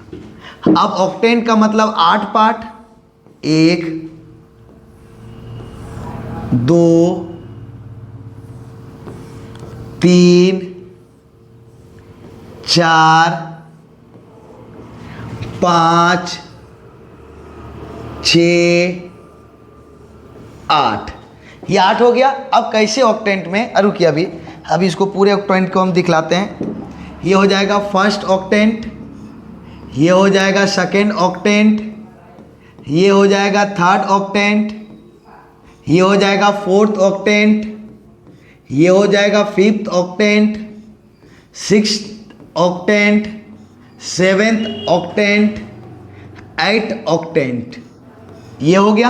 अब देखिए याद रखने का जबरदस्त तहलका ट्रिक को देखिए, एकदम जबरदस्त तहलका ट्रिक को देखिए एकदम, कैसे याद रखेंगे।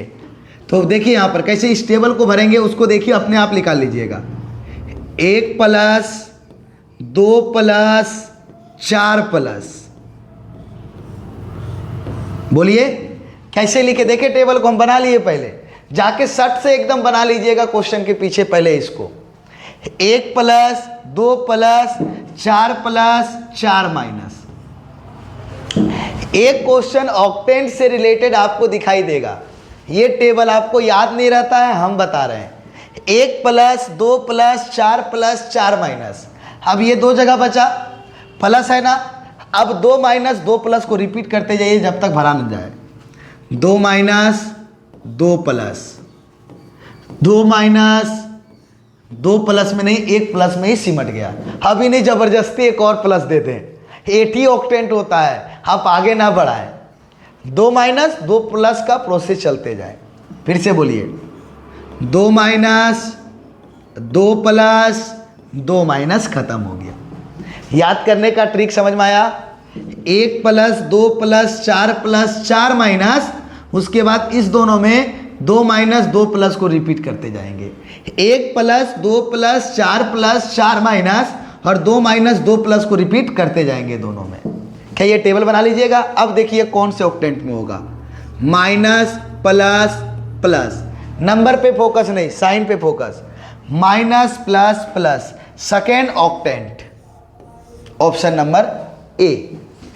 सब में वैसे ऑप्शन नंबर ए आ रहा है, तो एग्जाम में अपने अकॉर्डिंग देख लीजिएगा ना, ये नहीं कि हम ए मार दिए सब सही हो गया, ये नहीं करना। यहाँ हम बता रहे हैं। क्या ये टेबल याद हुआ बच्चों? अच्छी तरह से हमें बता देना आप लोग बता दे जरूर। क्या टेबल याद हो गया? चलिए, अभी बहुत सारा प्रॉब्लम और 40 नहीं लगेगा, उधर प्रॉब्लम नहीं होगा सॉल्व करने में। तो कल हम ये बताए थे, क्या बताए थे कि जब हम डिस्टेंस निकालेंगे किसी पॉइंट का, तो किसी पॉइंट का जब डिस्टेंस निकालेंगे तो कौन से एक्सिस से डिस्टेंस पूछ रहा है? वाई एक्सिस से पूछ रहा है।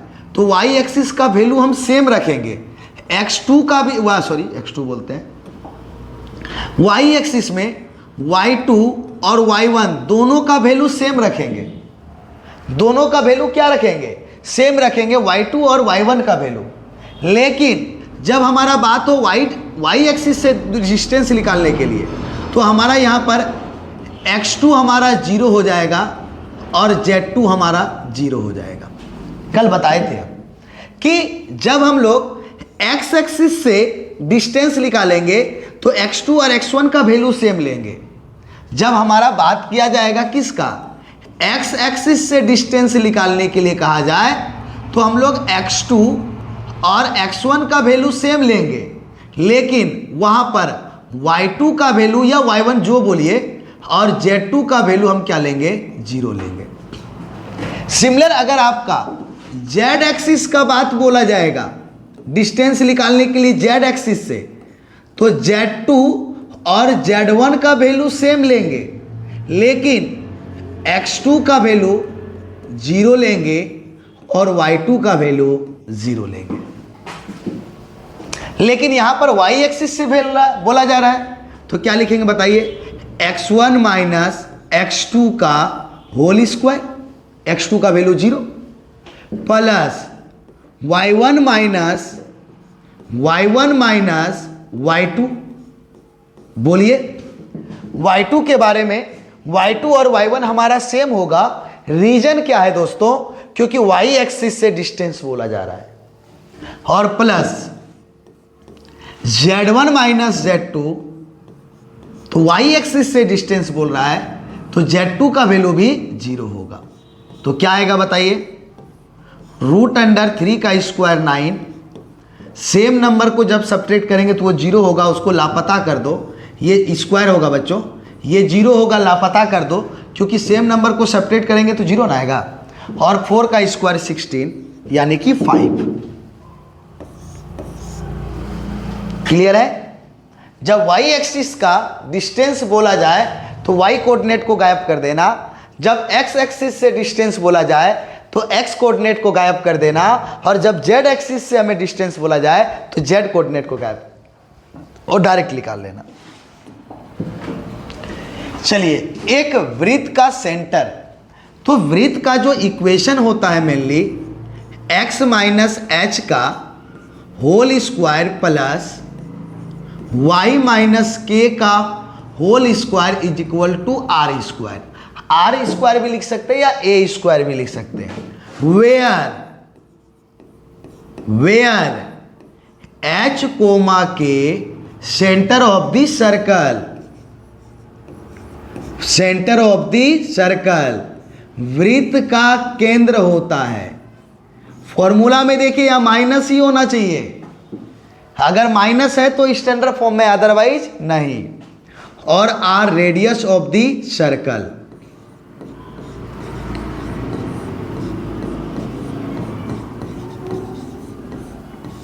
Radius of the circle. तो हमें बताइए, यहां पर सेंटर मालूम है, तो x माइनस एच का वैल्यू 0, का whole square plus y minus k का value 0 is equal to r का वैल्यू 7 का स्क्वायर। तो क्या आएगा बच्चों, x square plus y square is equal to 49।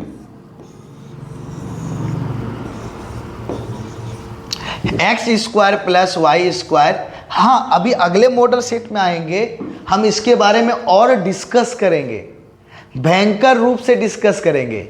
याद रखिएगा, जब अगले मॉडल सेट में, अभी हम एक एक करके मॉडल सेट, अभी आपके पास जैसे आज 24 हो गया, 25, 26, 27 3 दिन है, यानी 6 मॉडल सेट हम लोग सॉल्व करेंगे, टोटल 6 मॉडल सेट, और सारे चीज़ को कवर करेंगे। लेकिन आपको ध्यान से यहाँ पढ़ना पड़ेगा, तब अब क्वेश्चन स्पीड बनना स्टार्ट हो जाएगा आप लोग से। क्या बोल रहा है, हमें इलिप्स का इक्वेशन मालूम है, x square by 25 plus y square by 16 is equal to 1।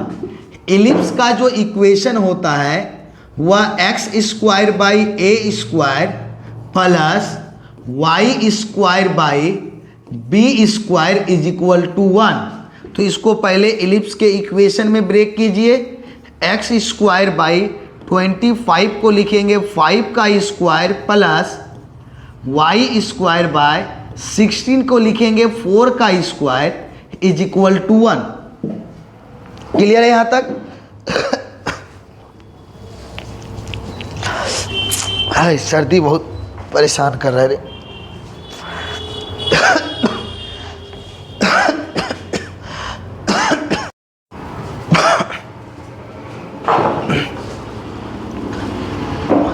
क्या बोल रहे थे इलिप्स को लेकर के बातें ना, चलिए। X square by a square plus y square by b square is equal to 1। तो देखिए, अगर हमारा यहाँ पर क्या हो जाए, a is greater then b, अगर a का वैल्यू बड़ा हो जाए b से, तो a किसके नीचे, x एक्सिस के नीचे है ना, तो इस इलिप्स का जो मेजर एक्सिस होगा वह x एक्सिस के एलोंग होगा। किसके एलोंग होगा? x एक्सिस के एलोंग होगा।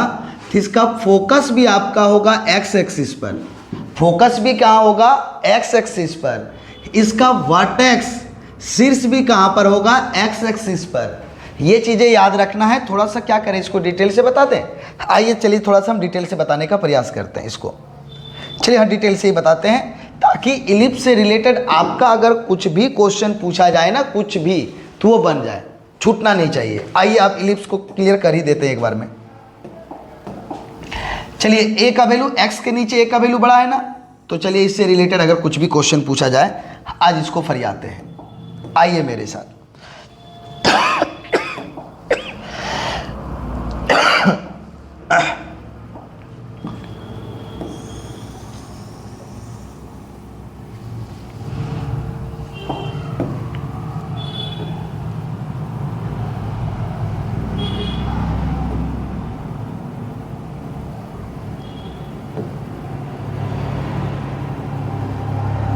ठीक है, चलिए।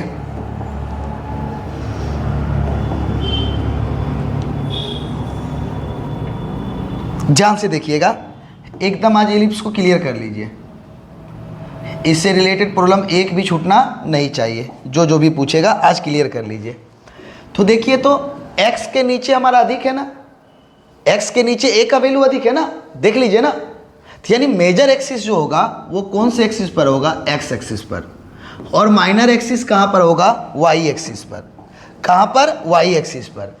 इस x एक्सिस को हम लोग बोलेंगे मेजर एक्सिस, मतलब दीर्घ अक्ष। लिखिएगा आप लोग, मेजर एक्सिस, मेजर एक्सिस। और ये y को बोलेंगे हम लोग माइनर एक्सिस, मतलब लघु अक्ष। लिखिएगा, माइनर एक्सिस, माइनर एक्सिस। ठीक है। अब देखिए यहां ध्यान से, जो हमारा ये हमारा क्या कहलाएगा? सेंटर कहलाएगा इस इलिप्स का। इलिप्स का क्या कहलाएगा? केंद्र कहलाएगा। तो इलिप्स का जहां पर एक्सिस को कट कर, देखो यहां पर सेंटर और इलिप्स जहां पर हमारा एक्सिस को कट कर रहा है, तो बोलो एक्स एक्सिस के नीचे बड़ा वैल्यू है कि वाई एक्सिस के नीचे बड़ा वैल्यू है? तो एक्स एक्सिस के नीचे जो ए है ना, उसका वैल्यू बड़ा है। तो ये ओरिजिन से यहाँ तक के डिस्टेंस को हम लोग कहते हैं वर्टेक्स। वर्टेक्स मतलब शीर्ष, शीर्ष यानी कि यहाँ से यहाँ तक का डिस्टेंस। अगर ये हमारा ओरिजिन है और ये पॉइंट अगर हमारा ए है, तो ओ ए का जो डिस्टेंस है वो तुम्हारा ए है। ये जो एक्स एक्सिस, जो एक्स के नीचे ए है ना, वही ओ ए का डिस्टेंस ए है। अगर इसका बैक साइड जाते हैं, इसको ए डैश लिखते हैं, तो ओ ए डैश का भी डिस्टेंस, ओ ए डैश का भी डिस्टेंस कितना होगा? ए होगा। क्लियर है यहाँ तक? उसी तरह ओरिजिन से जो वाई एक्सिस को कट कर रहा है, तो ये इसको अगर हम बी पॉइंट ले लें और जो यहाँ नीचे कट रहा है उसको बी डैश ले लें, तो ओ बी डैश का डिस्टेंस लें या ओ बी का डिस्टेंस लें, ओ बी डैश का डिस्टेंस ले या ओ बी का डिस्टेंस ले, ये वाई एक्सिस का इंटरसेप्ट, तो वाई एक्सिस के नीचे कौन है? तो उस डिस्टेंस को बी कहते हैं। क्लियर है? और ये ए और ए डैश को हम लोग कहते हैं वर्टेक्स। तो ओ से ए का डिस्टेंस अगर हमारा ए है, तो एक्स एक्सिस पर ए डिस्टेंस, वाई कोऑर्डिनेट 0, ये भी हमारा वर्टेक्स एक्स एक्सिस पर, तो माइनस ए वाई कोऑर्डिनेट 0, क्योंकि नेगेटिव डायरेक्शन में है। तो इस इलिप्स का जो इक्वेशन होगा, उसका क्या इक्वेशन का, जो हमारा वर्टेक्स होगा शीर्ष, जो वर्टेक्स होगा शीर्ष, एक्स के नीचे हमारा क्या है? देखिए एक्स के जो नीचे ए है ना, उसको एक्स इंटरसेप्ट कहते हैं, एक्स अंतःखंड कहते हैं, क्योंकि एक्स एक्स को जहां पर काट रहा है, जहां पर काट रहा है, ओरिजिन से उस एक्सिस के पॉइंट के बीच का जो डिस्टेंस होता है, उसी को हम लोग इंटरसेप्ट कहते हैं। जैसे एक्स एक्स को कट कर रहा है तो इसको एक्स इंटरसेप्ट, ये वाई एक्स को कट कर रहा है तो वाई इंटरसेप्ट। तो हमारा एक्स एक्सिस का इंटरसेप्ट अधिक है, तो जो हमारा ये शीर्ष यानी कि वर्टेक्स होगा वह एक्स एक्सिस पर होगा कितना? प्लस माइनस ए कोमा 0।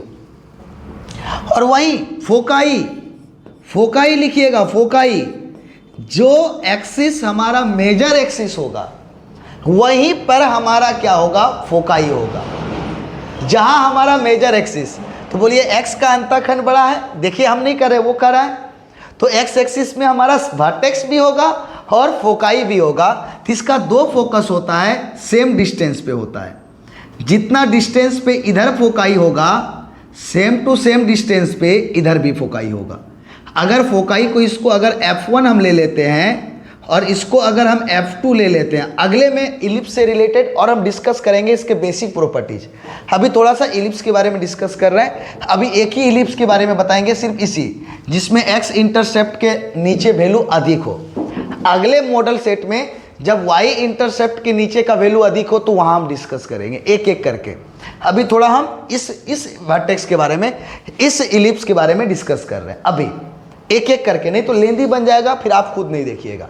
हर एक मॉडल, 6 मॉडल सेट में 6 बातें इसके अंदर क्या करेंगे। तो इसका क्या बोले, जिधर मेजर एक्सिस होगा, जिधर दीर्घ अक्ष होगा, वहीं हमारा वर्टेक्स भी होगा और नाभि भी होगा। तो यहाँ से हम लोग OF1 का जो डिस्टेंस होगा ना, वही डिस्टेंस OF2 का होगा। OF1 का जो डिस्टेंस होगा ना, वही डिस्टेंस OF2 का होगा, और उस डिस्टेंस को हम लोग लेते हैं C। तो बताइए ये पॉइंट हमारा एक्स एक्सिस पर है पॉजिटिव डायरेक्शन में, वाई कोऑर्डिनेट 0, ये बताइए minus C, y coordinate 0 negative direction में है, तो इसका फोकाई कितना हो जाएगा? Plus minus C comma 0। और इसका रिलेशन होता है किसके बीच? ए बी और सी के बीच, A square is equal to B square plus C square. इस रिलेशन को याद रखिएगा। एक इसको हम लोग सपोज करेंगे, एक इसको सपोज करेंगे, जिस अक्ष के, जिस एक्स और वाई, एक्स के अगर नीचे बड़ा वैल्यू है तो जिसके नीचे बड़ा वैल्यू रहेगा उसको ए सपोज करेंगे, और जिसके नीचे छोटा वैल्यू रहेगा उसको बी सपोज करेंगे। तो यहाँ पर ए का काम कौन कर रहा है बता दो। तो एक्स के नीचे 5 है, वाई के नीचे 4 है, तो एक्स के नीचे 5 है तो ए का काम 5 कर रहा है और बी का काम 4 कर रहा है। एक्स के नीचे का वैल्यू हमारा 5 है, इसका मतलब मेजर एक्सिस एक्स एक्सिस पर है। मेजर एक्सिस कहाँ पर है? एक्स एक्सिस पर है। तो इसका नाभि अगर पूछेगा तो नाभि एक्स एक्सिस पर होगा कितना? Plus minus C comma 0। अगर इसका तुम्हें वर्टेक्स पूछा जाएगा, वर्टेक्स भी हमारा एक्स एक्सिस पर होगा प्लस माइनस ए कोमा 0। अभी लिखेंगे, सबका लिखेंगे। उसके बाद आपसे पूछेगा इसेंट्रिसिटी, उत्केंद्रता। उत्केंद्रता इसेंट्रिसिटी को ई से डिनोट करते हैं, सी बाई ए होता है। इसेंट्रिसिटी सी बाई ए होता है, तो सी का वैल्यू यहां से लिख लेगा। उसके बाद अगर बोलेगा length of latus rectum, length of latus rectum, नाभि लंब जीवा की लंबाई, लेंथ ऑफ लेटस रेक्टम, नाभि लंब जीवा की लंबाई, नाभि लंब जीवा की लंबाई, length of latus rectum 2b square by a. ठीक, उसके बाद बोला जाएगा आपको क्या, लेंथ ऑफ मेजर एक्सिस,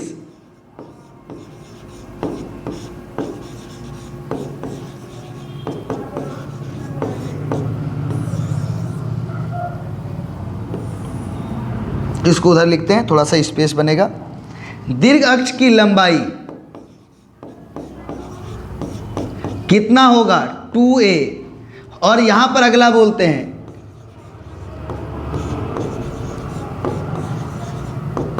लघु अक्ष की लंबाई तो 2b। इतना चीज आपसे पूछा जा सकता है। एक इलिप्स, तो अभी हम एक इलिप्स पढ़ रहे हैं, दूसरा इलिप्स के बारे में हम लोग नेक्स्ट मॉडल सेट में सॉल्व करेंगे। तो देखिए यहां पर हमें सबसे पहले क्या निकालना है, ए बी मालूम हो गया, तो हमें सी निकालना है।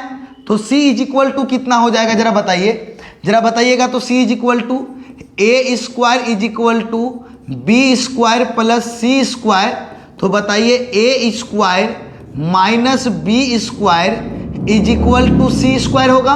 और बताइए तो सी इज इक्वल टू कितना हो जाएगा, root under a square minus b square होगा। तो बताइए c is equal to root under a का वैल्यू 5, 5 का स्क्वायर 25, बी का वैल्यू 4, 4 का स्क्वायर 16। तो 25 में 16 को माइनस करेंगे 9, 9 का रूट होगा 3। होगा या नहीं होगा। अब बताइए क्या निकालना चाहते हैं, नाभि निकालना चाहते हैं, तो प्लस माइनस सी का वैल्यू 3,0।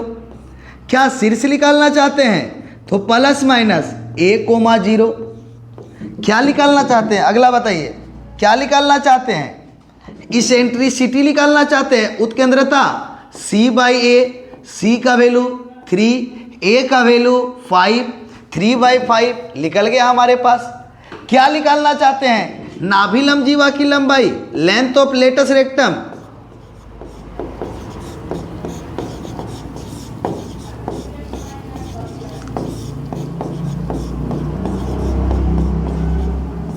क्या होता है 2b स्क्वायर बाई ए। जल्दी बताइए, यहां पे तो अब बचा ही नहीं स्पेस। अच्छा वैल्यू मालूम है ना आपको, ए बी सी रख दीजिए, निकाल दीजिए। दीर्घ अक्ष और लघु अक्ष जिसका भी पूछा जाएगा आप निकाल सकते हैं कि नहीं बताइए। इस इलिप्स के अंदर देखिए x के नीचे का वैल्यू स्क्वायर में पहले चेंज कर लीजिएगा, x के नीचे का अगर वैल्यू बड़ा है तो ये वाला इलिप्स बनेगा, मतलब मेजर एक्सिस एक्स एक्सिस पर होगा।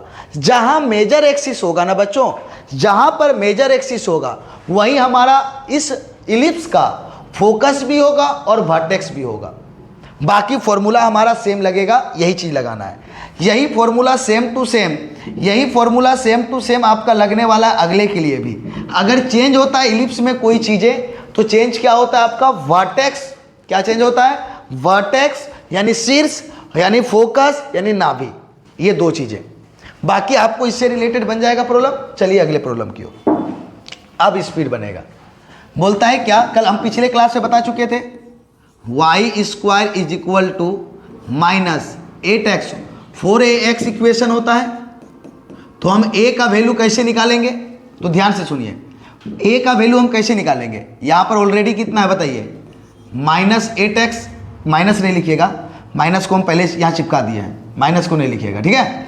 लिखिए कितना है यहां पर, नंबर बोलिए, सिर्फ 8 है और उसको 4 से डिवाइड कर दीजिए।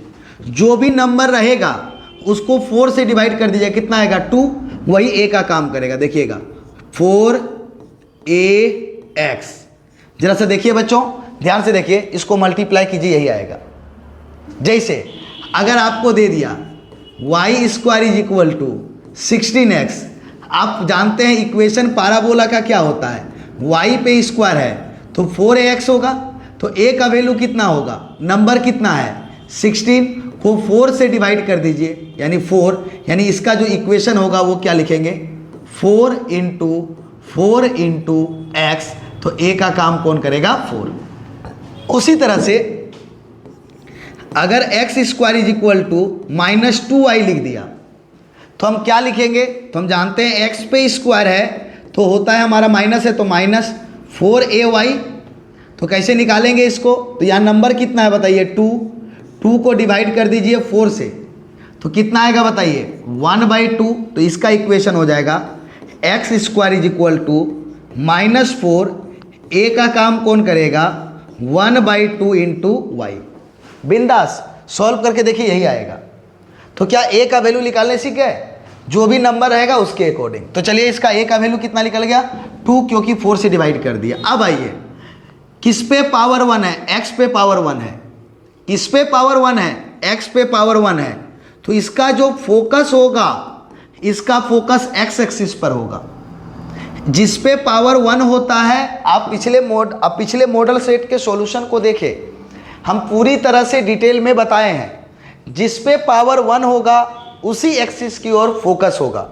तो जिस पे पावर 1 है, x पे पावर 1 है तो पॉजिटिव यानी x एक्सिस की ओर, और माइनस है तो x एक्सिस के नेगेटिव डायरेक्शन की ओर, और -a कोमा क्या होगा 0।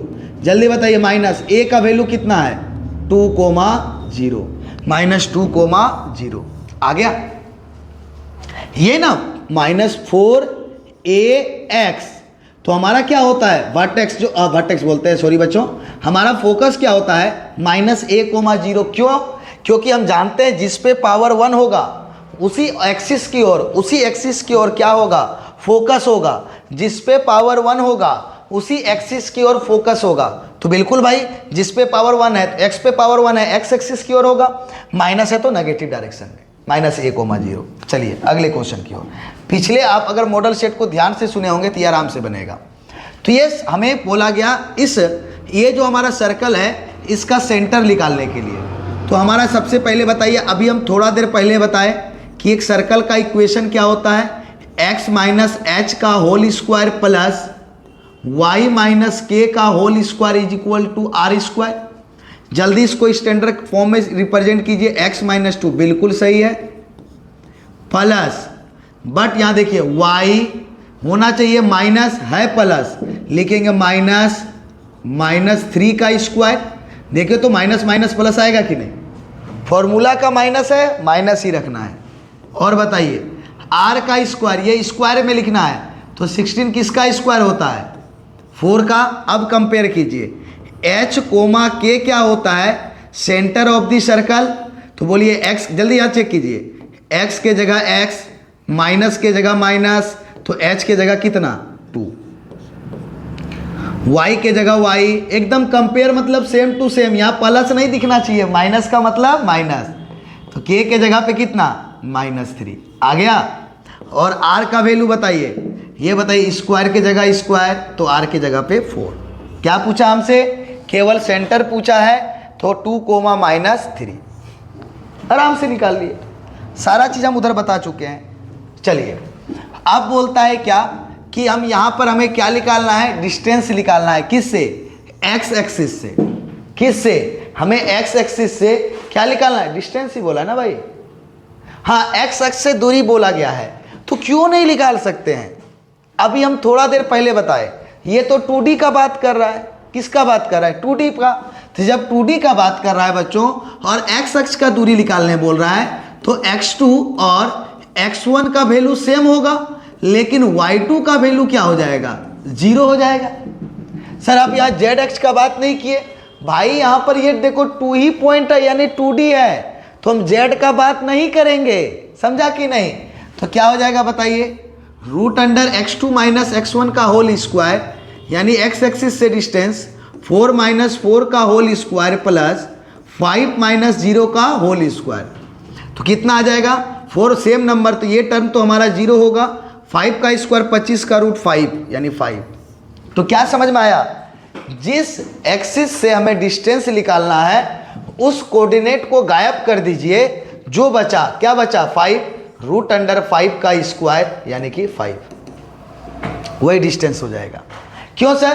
क्योंकि x2 x1 का वैल्यू सेम होने वाला है और आप सब्ट्रैक्ट कीजिएगा तो 0 आएगा और x एक्सिस से y कोऑर्डिनेट 0। चलिए पिछले प्रॉब्लम को देखते हैं। इस दोनों के बीच का डिस्टेंस निकालना है, निकालिए फटाक से।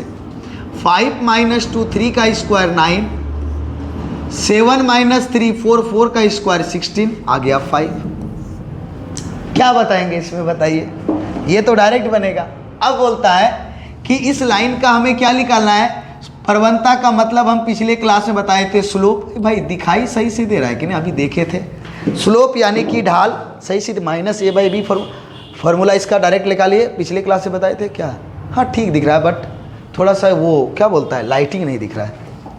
फॉर्मूला इसका तो बताए थे ना, -a/b। हाँ क्या बोल रहे थे, हाँ प्रवणता यानी कि हमें क्या निकालने बोल रहा है, ढाल। दाल नहीं रे, दाल नहीं, देखो दाल हो गया था, थोड़ा सा मिस्टेक, दाल बन गया था ढाल से। इस प्रवणता को हम लोग ढाल भी कहते हैं और इंग्लिश में एक ही नाम है स्लोप। तो कैसे निकालते हैं बताए थे कल। अगर हमारा इक्वेशन है ax + by + c = 0, तो इसका स्लोप जो होता है -a/b। तो बताइए यहाँ से a का वैल्यू है -a का वैल्यू है 3, b का वैल्यू है -4, यानी माइनस प्लस 3/4। डन, खत्म, ज़्यादा दिमाग नहीं लगाना है। आइए यहाँ पर बोलता है कि पॉइंट इतना से होकर के जा रहा है और y अक्ष के समांतर लाइन का हमें इक्वेशन निकालना है।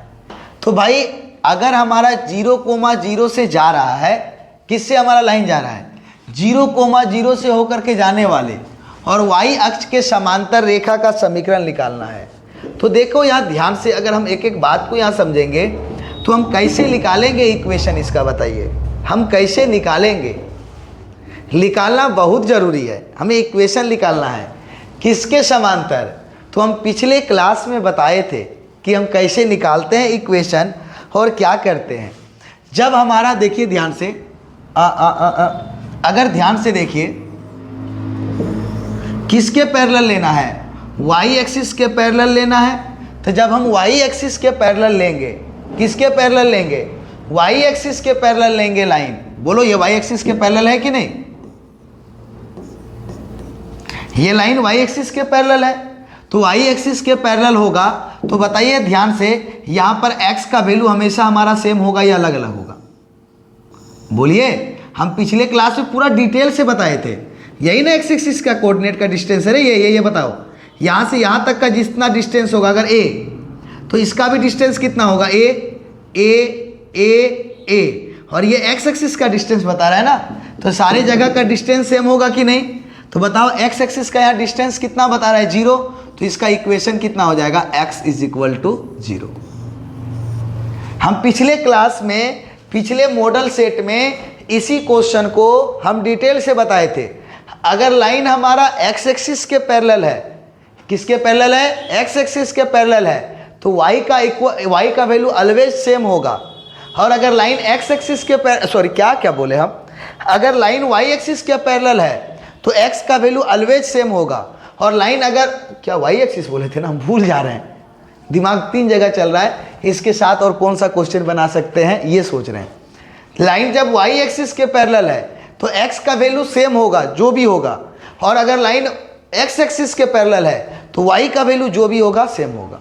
ये चीज़ हम पिछले मॉडल सेट में बता चुके हैं, देख लीजिए। बोलता है कि जीपी का बात कर रहे हैं, उसका प्रथम n पदों का योग का बता रहा है कि जब r = 1 है तो उसका फॉर्मूला क्या होगा। जब r = 1 होगा तो उसका गुणोत्तर श्रेणी के प्रथम n पदों के योगफल का फॉर्मूला क्या होगा, जब r का वैल्यू 1 हो।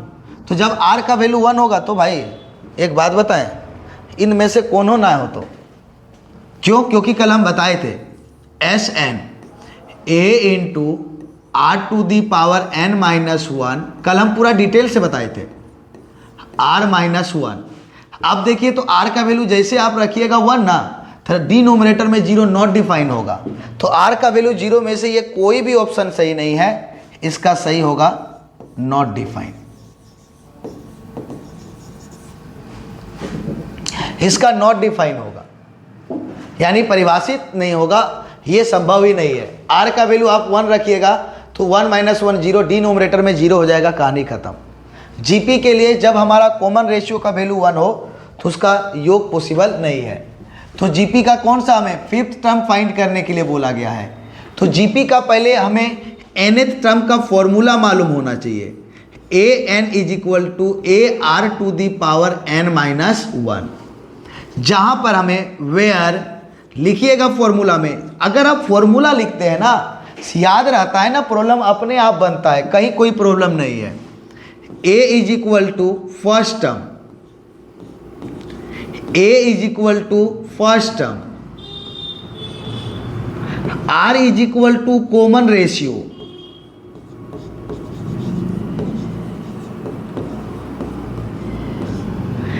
n = total number of terms,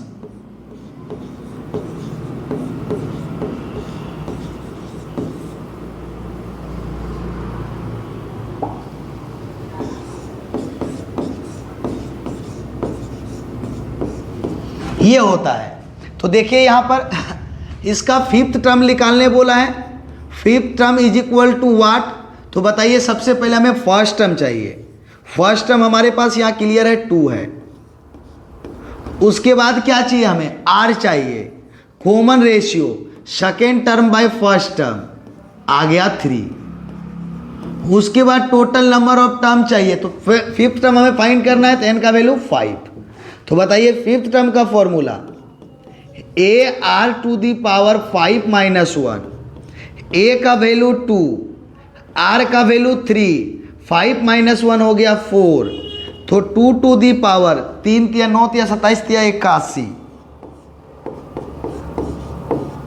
162। मजे के साथ निकालिए, एकदम फॉर्मूला क्लियर तो सब क्लियर, कहीं कोई दिक्कत नहीं है। इसका 15वां पद तो कलम फॉर्मूला बताए थे। nth टर्म का क्या होता है, a + n-1 × d। आप पिछले मॉडल सेट में देखें, ये प्रॉब्लम आप बना लीजिएगा। a का वैल्यू बताइए 5, n का वैल्यू बताइए, 15th टर्म बोला है तो 15, d का वैल्यू बताइए second term minus first term, 8 - 5 = 3।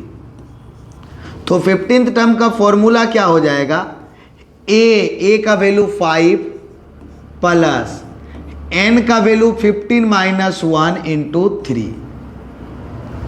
Option number A कितना आएगा, 47। 14 × 42 = 5 × 47 डायरेक्ट बनेगा, कहीं आपको कोई दिक्कत नहीं है, बिंदास होके बताइए। इसका सार्व अंतर निकालने बोल रहा है, 7 - 3 4, डायरेक्ट निकल गया। तो काहे हम बताएंगे, 7 - 3 4 बोलता है कि इसके प्रसार में पदों की संख्या, तो हम बाइनोमियल थ्योरम में बताए थे, बाइनोमियल थ्योरम में जितना पावर होगा पदों की संख्या उससे 1 अधिक होगी। जितना पावर होगा, पिछले क्लास में आप देख ले जा करके, ये 2 - x का इसका बोल रहा है कि एक्सपांड करना है, हम फॉर्मूला इसका बता चुके हैं, क्यूब है। तो क्या रहेगा, समेशन ऑफ r = 0 से क्या लिखना है, n का वैल्यू 3 है, क्या लिखेंगे बताइए, 3CR। फर्स्ट टर्म क्या है 2 to the power n - r। Second term क्या है -x टू दी पावर कितना r। बोलिए यहाँ a का काम कौन कर रहा है 2, और b का काम कौन कर रहा है -x। माइनस है तो -x, प्लस है तो +x। एकदम ये प्रॉब्लम हम बताए थे आप लोगों को। अब x पे स्क्वायर चाहिए, तो बताइए x पे स्क्वायर चाहिए तो r का वैल्यू को 2 होना पड़ेगा या नहीं होना पड़ेगा। दैट मीन्स इफ r = 2, यानी r = 2 कन्फर्म हो गया। चलो बाबू तुम हट जाओ, तो 3C जहाँ जहाँ r है वहाँ रखेंगे 2 to the power 3 - 2 into minus x, जहाँ जहाँ पर r का वैल्यू है 2, तभी तो x पे स्क्वायर आएगा, अदरवाइज आएगा क्या? तो 3c2 का वैल्यू, अब देखिए जब n(c(n-1 हो, ध्यान से सुनिए, जब n(c(n-1 हो तो उसका वैल्यू जो होता है ना वह n होता है, उसका वैल्यू कितना होता है? n होता है। जैसे हम क्या बोलना चाह रहे हैं, ध्यान से सुनिए, अगर 4c3 का वैल्यू कितना होगा? 4, 4 से 1 कम है, सॉल्व करके आप इसको देख सकते हैं, चाहे तो आप इसको सॉल्व करके, कैसे?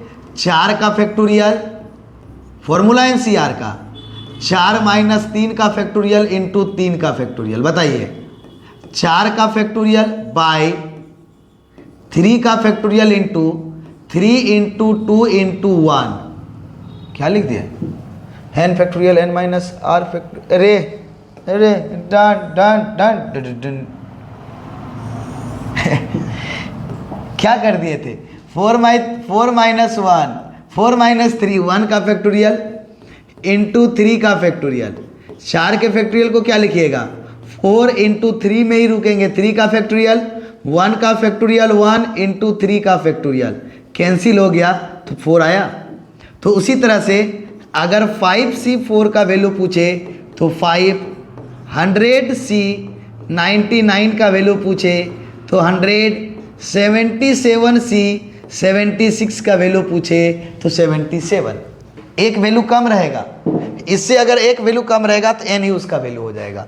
तो क्यों, ये अगर हम सीख लिए तो हमें अगर एग्जाम में आएगा तो जल्दी बनेगा कि नहीं?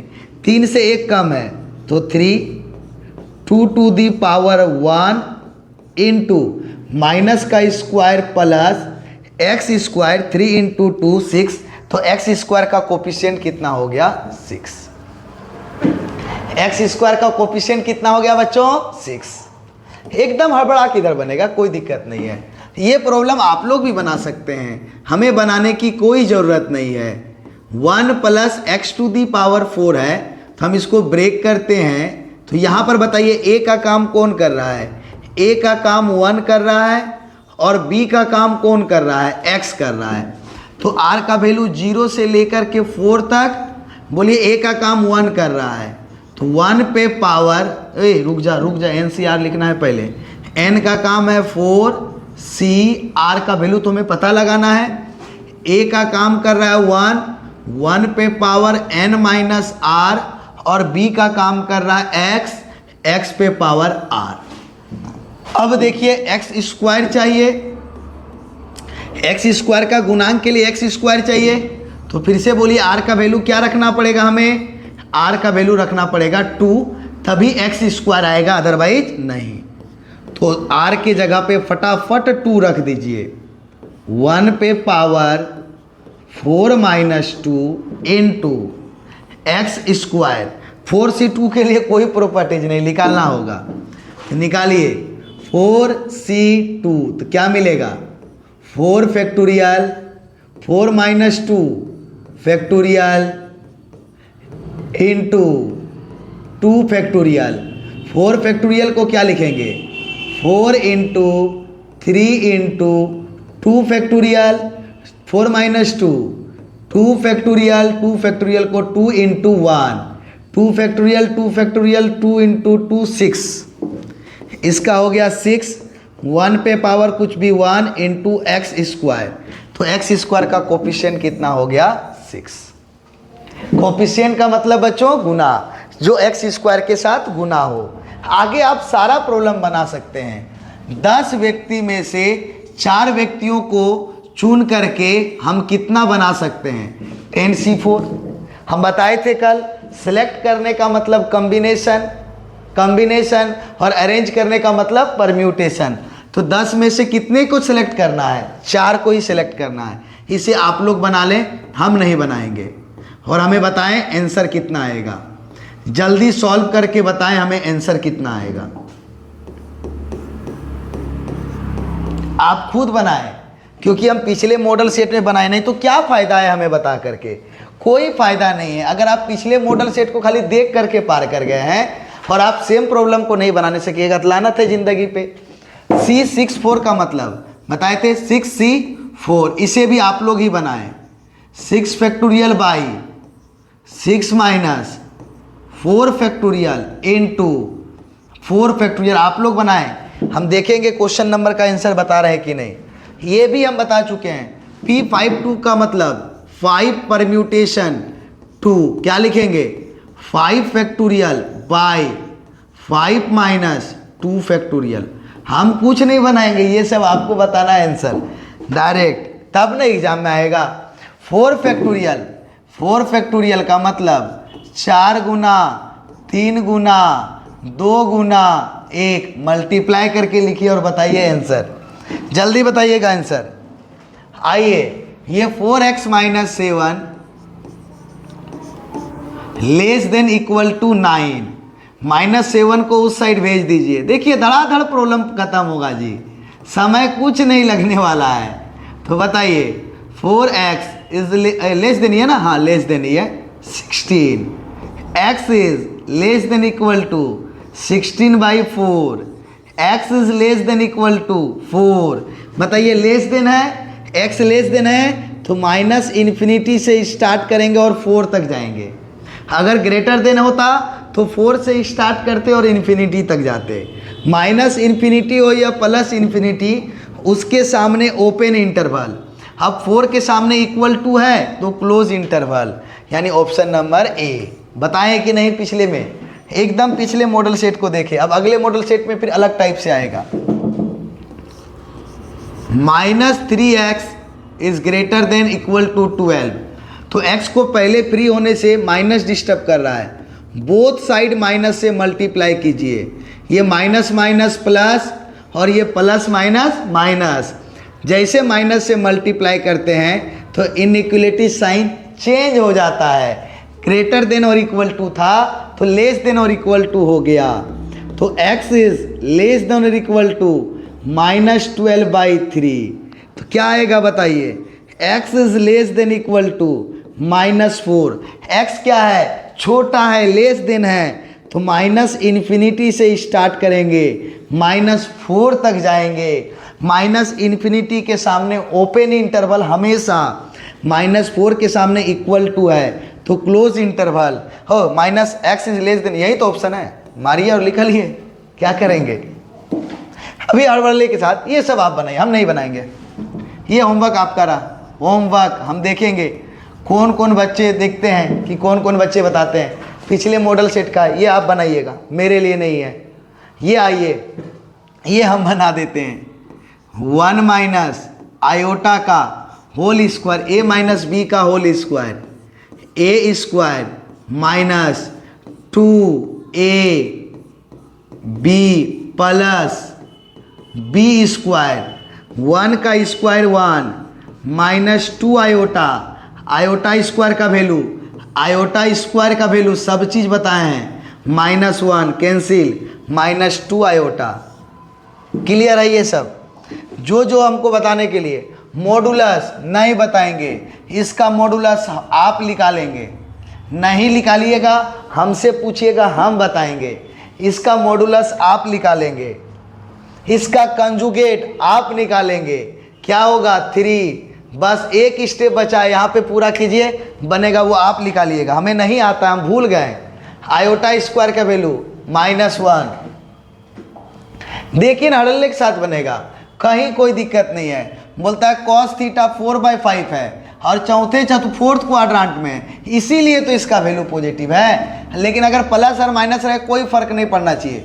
cos theta is equal to b/h, b का वैल्यू 4, h का वैल्यू 5, तो p का वैल्यू बताइए, √h square minus b square is equal to 25 minus 16, 9 का √3।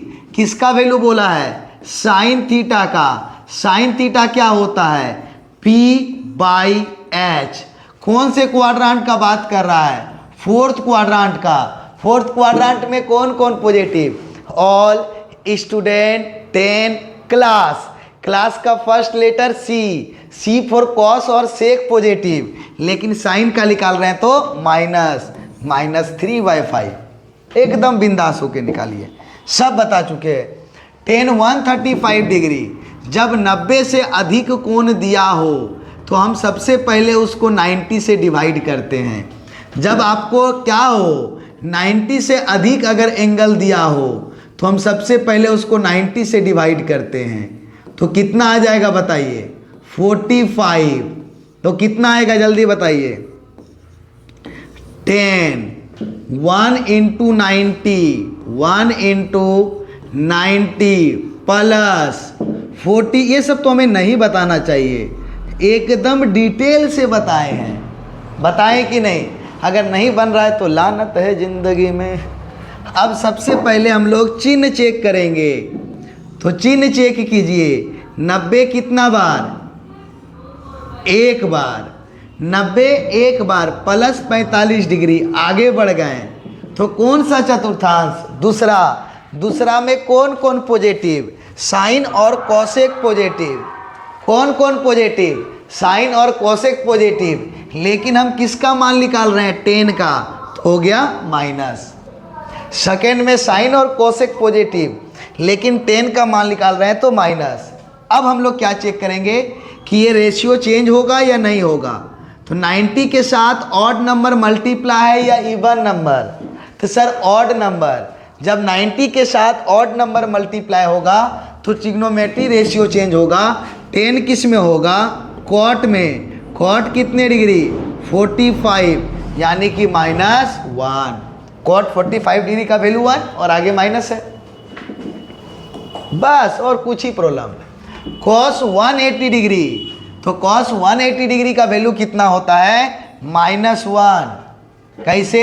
एकदम डायरेक्ट निकालिए ना। आपको अगर याद नहीं रहता है तो 90 से अधिक के लिए हम बताएं हैं कि नहीं? बिंदास होकर के, मेरा रूल कभी चेंज नहीं होगा। 90 दूना 180, मेरा रूल चेंज होने वाला नहीं है दोस्त। जो बता चुके हैं बता चुके हैं। 2 into 90 degree plus 0 degree, 2 into 90 degree plus 0 degree. अब साइन चेक करना है। 90 कितने बार? 2 बार। 1 1 2, ये आ गए। अब देखिए प्लस तो है लेकिन 0 डिग्री, नहीं आगे जाना है नहीं पीछे जाना है। तो ये किसके अंदर आता है? सेकेंड के अंदर आता है, सेकेंड क्वाड्रांट के अंदर आता है। और सेकेंड क्वाड्रांट में ऑल स्टूडेंट, स्टूडेंट का फर्स्ट लेटर साइन, साइन और कॉसेक पॉजिटिव, लेकिन कॉस का निकाल रहे हैं तो माइनस। चिन्ह दे दिए। अब बोलिए ये रेशियो चेंज होगा कि नहीं? चेक करते हैं। 90 के साथ हमारा इवन नंबर है, ratio no change, that means cos का कॉस और एंगल कितना डिग्री? 0 डिग्री। कॉस 0 डिग्री का वैल्यू 1, तो -1 आ गया। रूल चेंज नहीं होगा, चाहे किसी का भी पूछ दे। बिंदास होके बताइए। साइन 120 डिग्री, सर ये फिर से हमारा, अब हम ये नहीं बताएंगे, चलिए बता देते हैं। 90 से अधिक है तो 90 से अगेन हम डिवाइड करेंगे। तो 90 का 90, हाथम बचल 30, सजाई दे हो बनता है क्वेश्चन। तो 1 इंटू 90 डिग्री प्लस 30 डिग्री का भइल हो, तू लिख लो।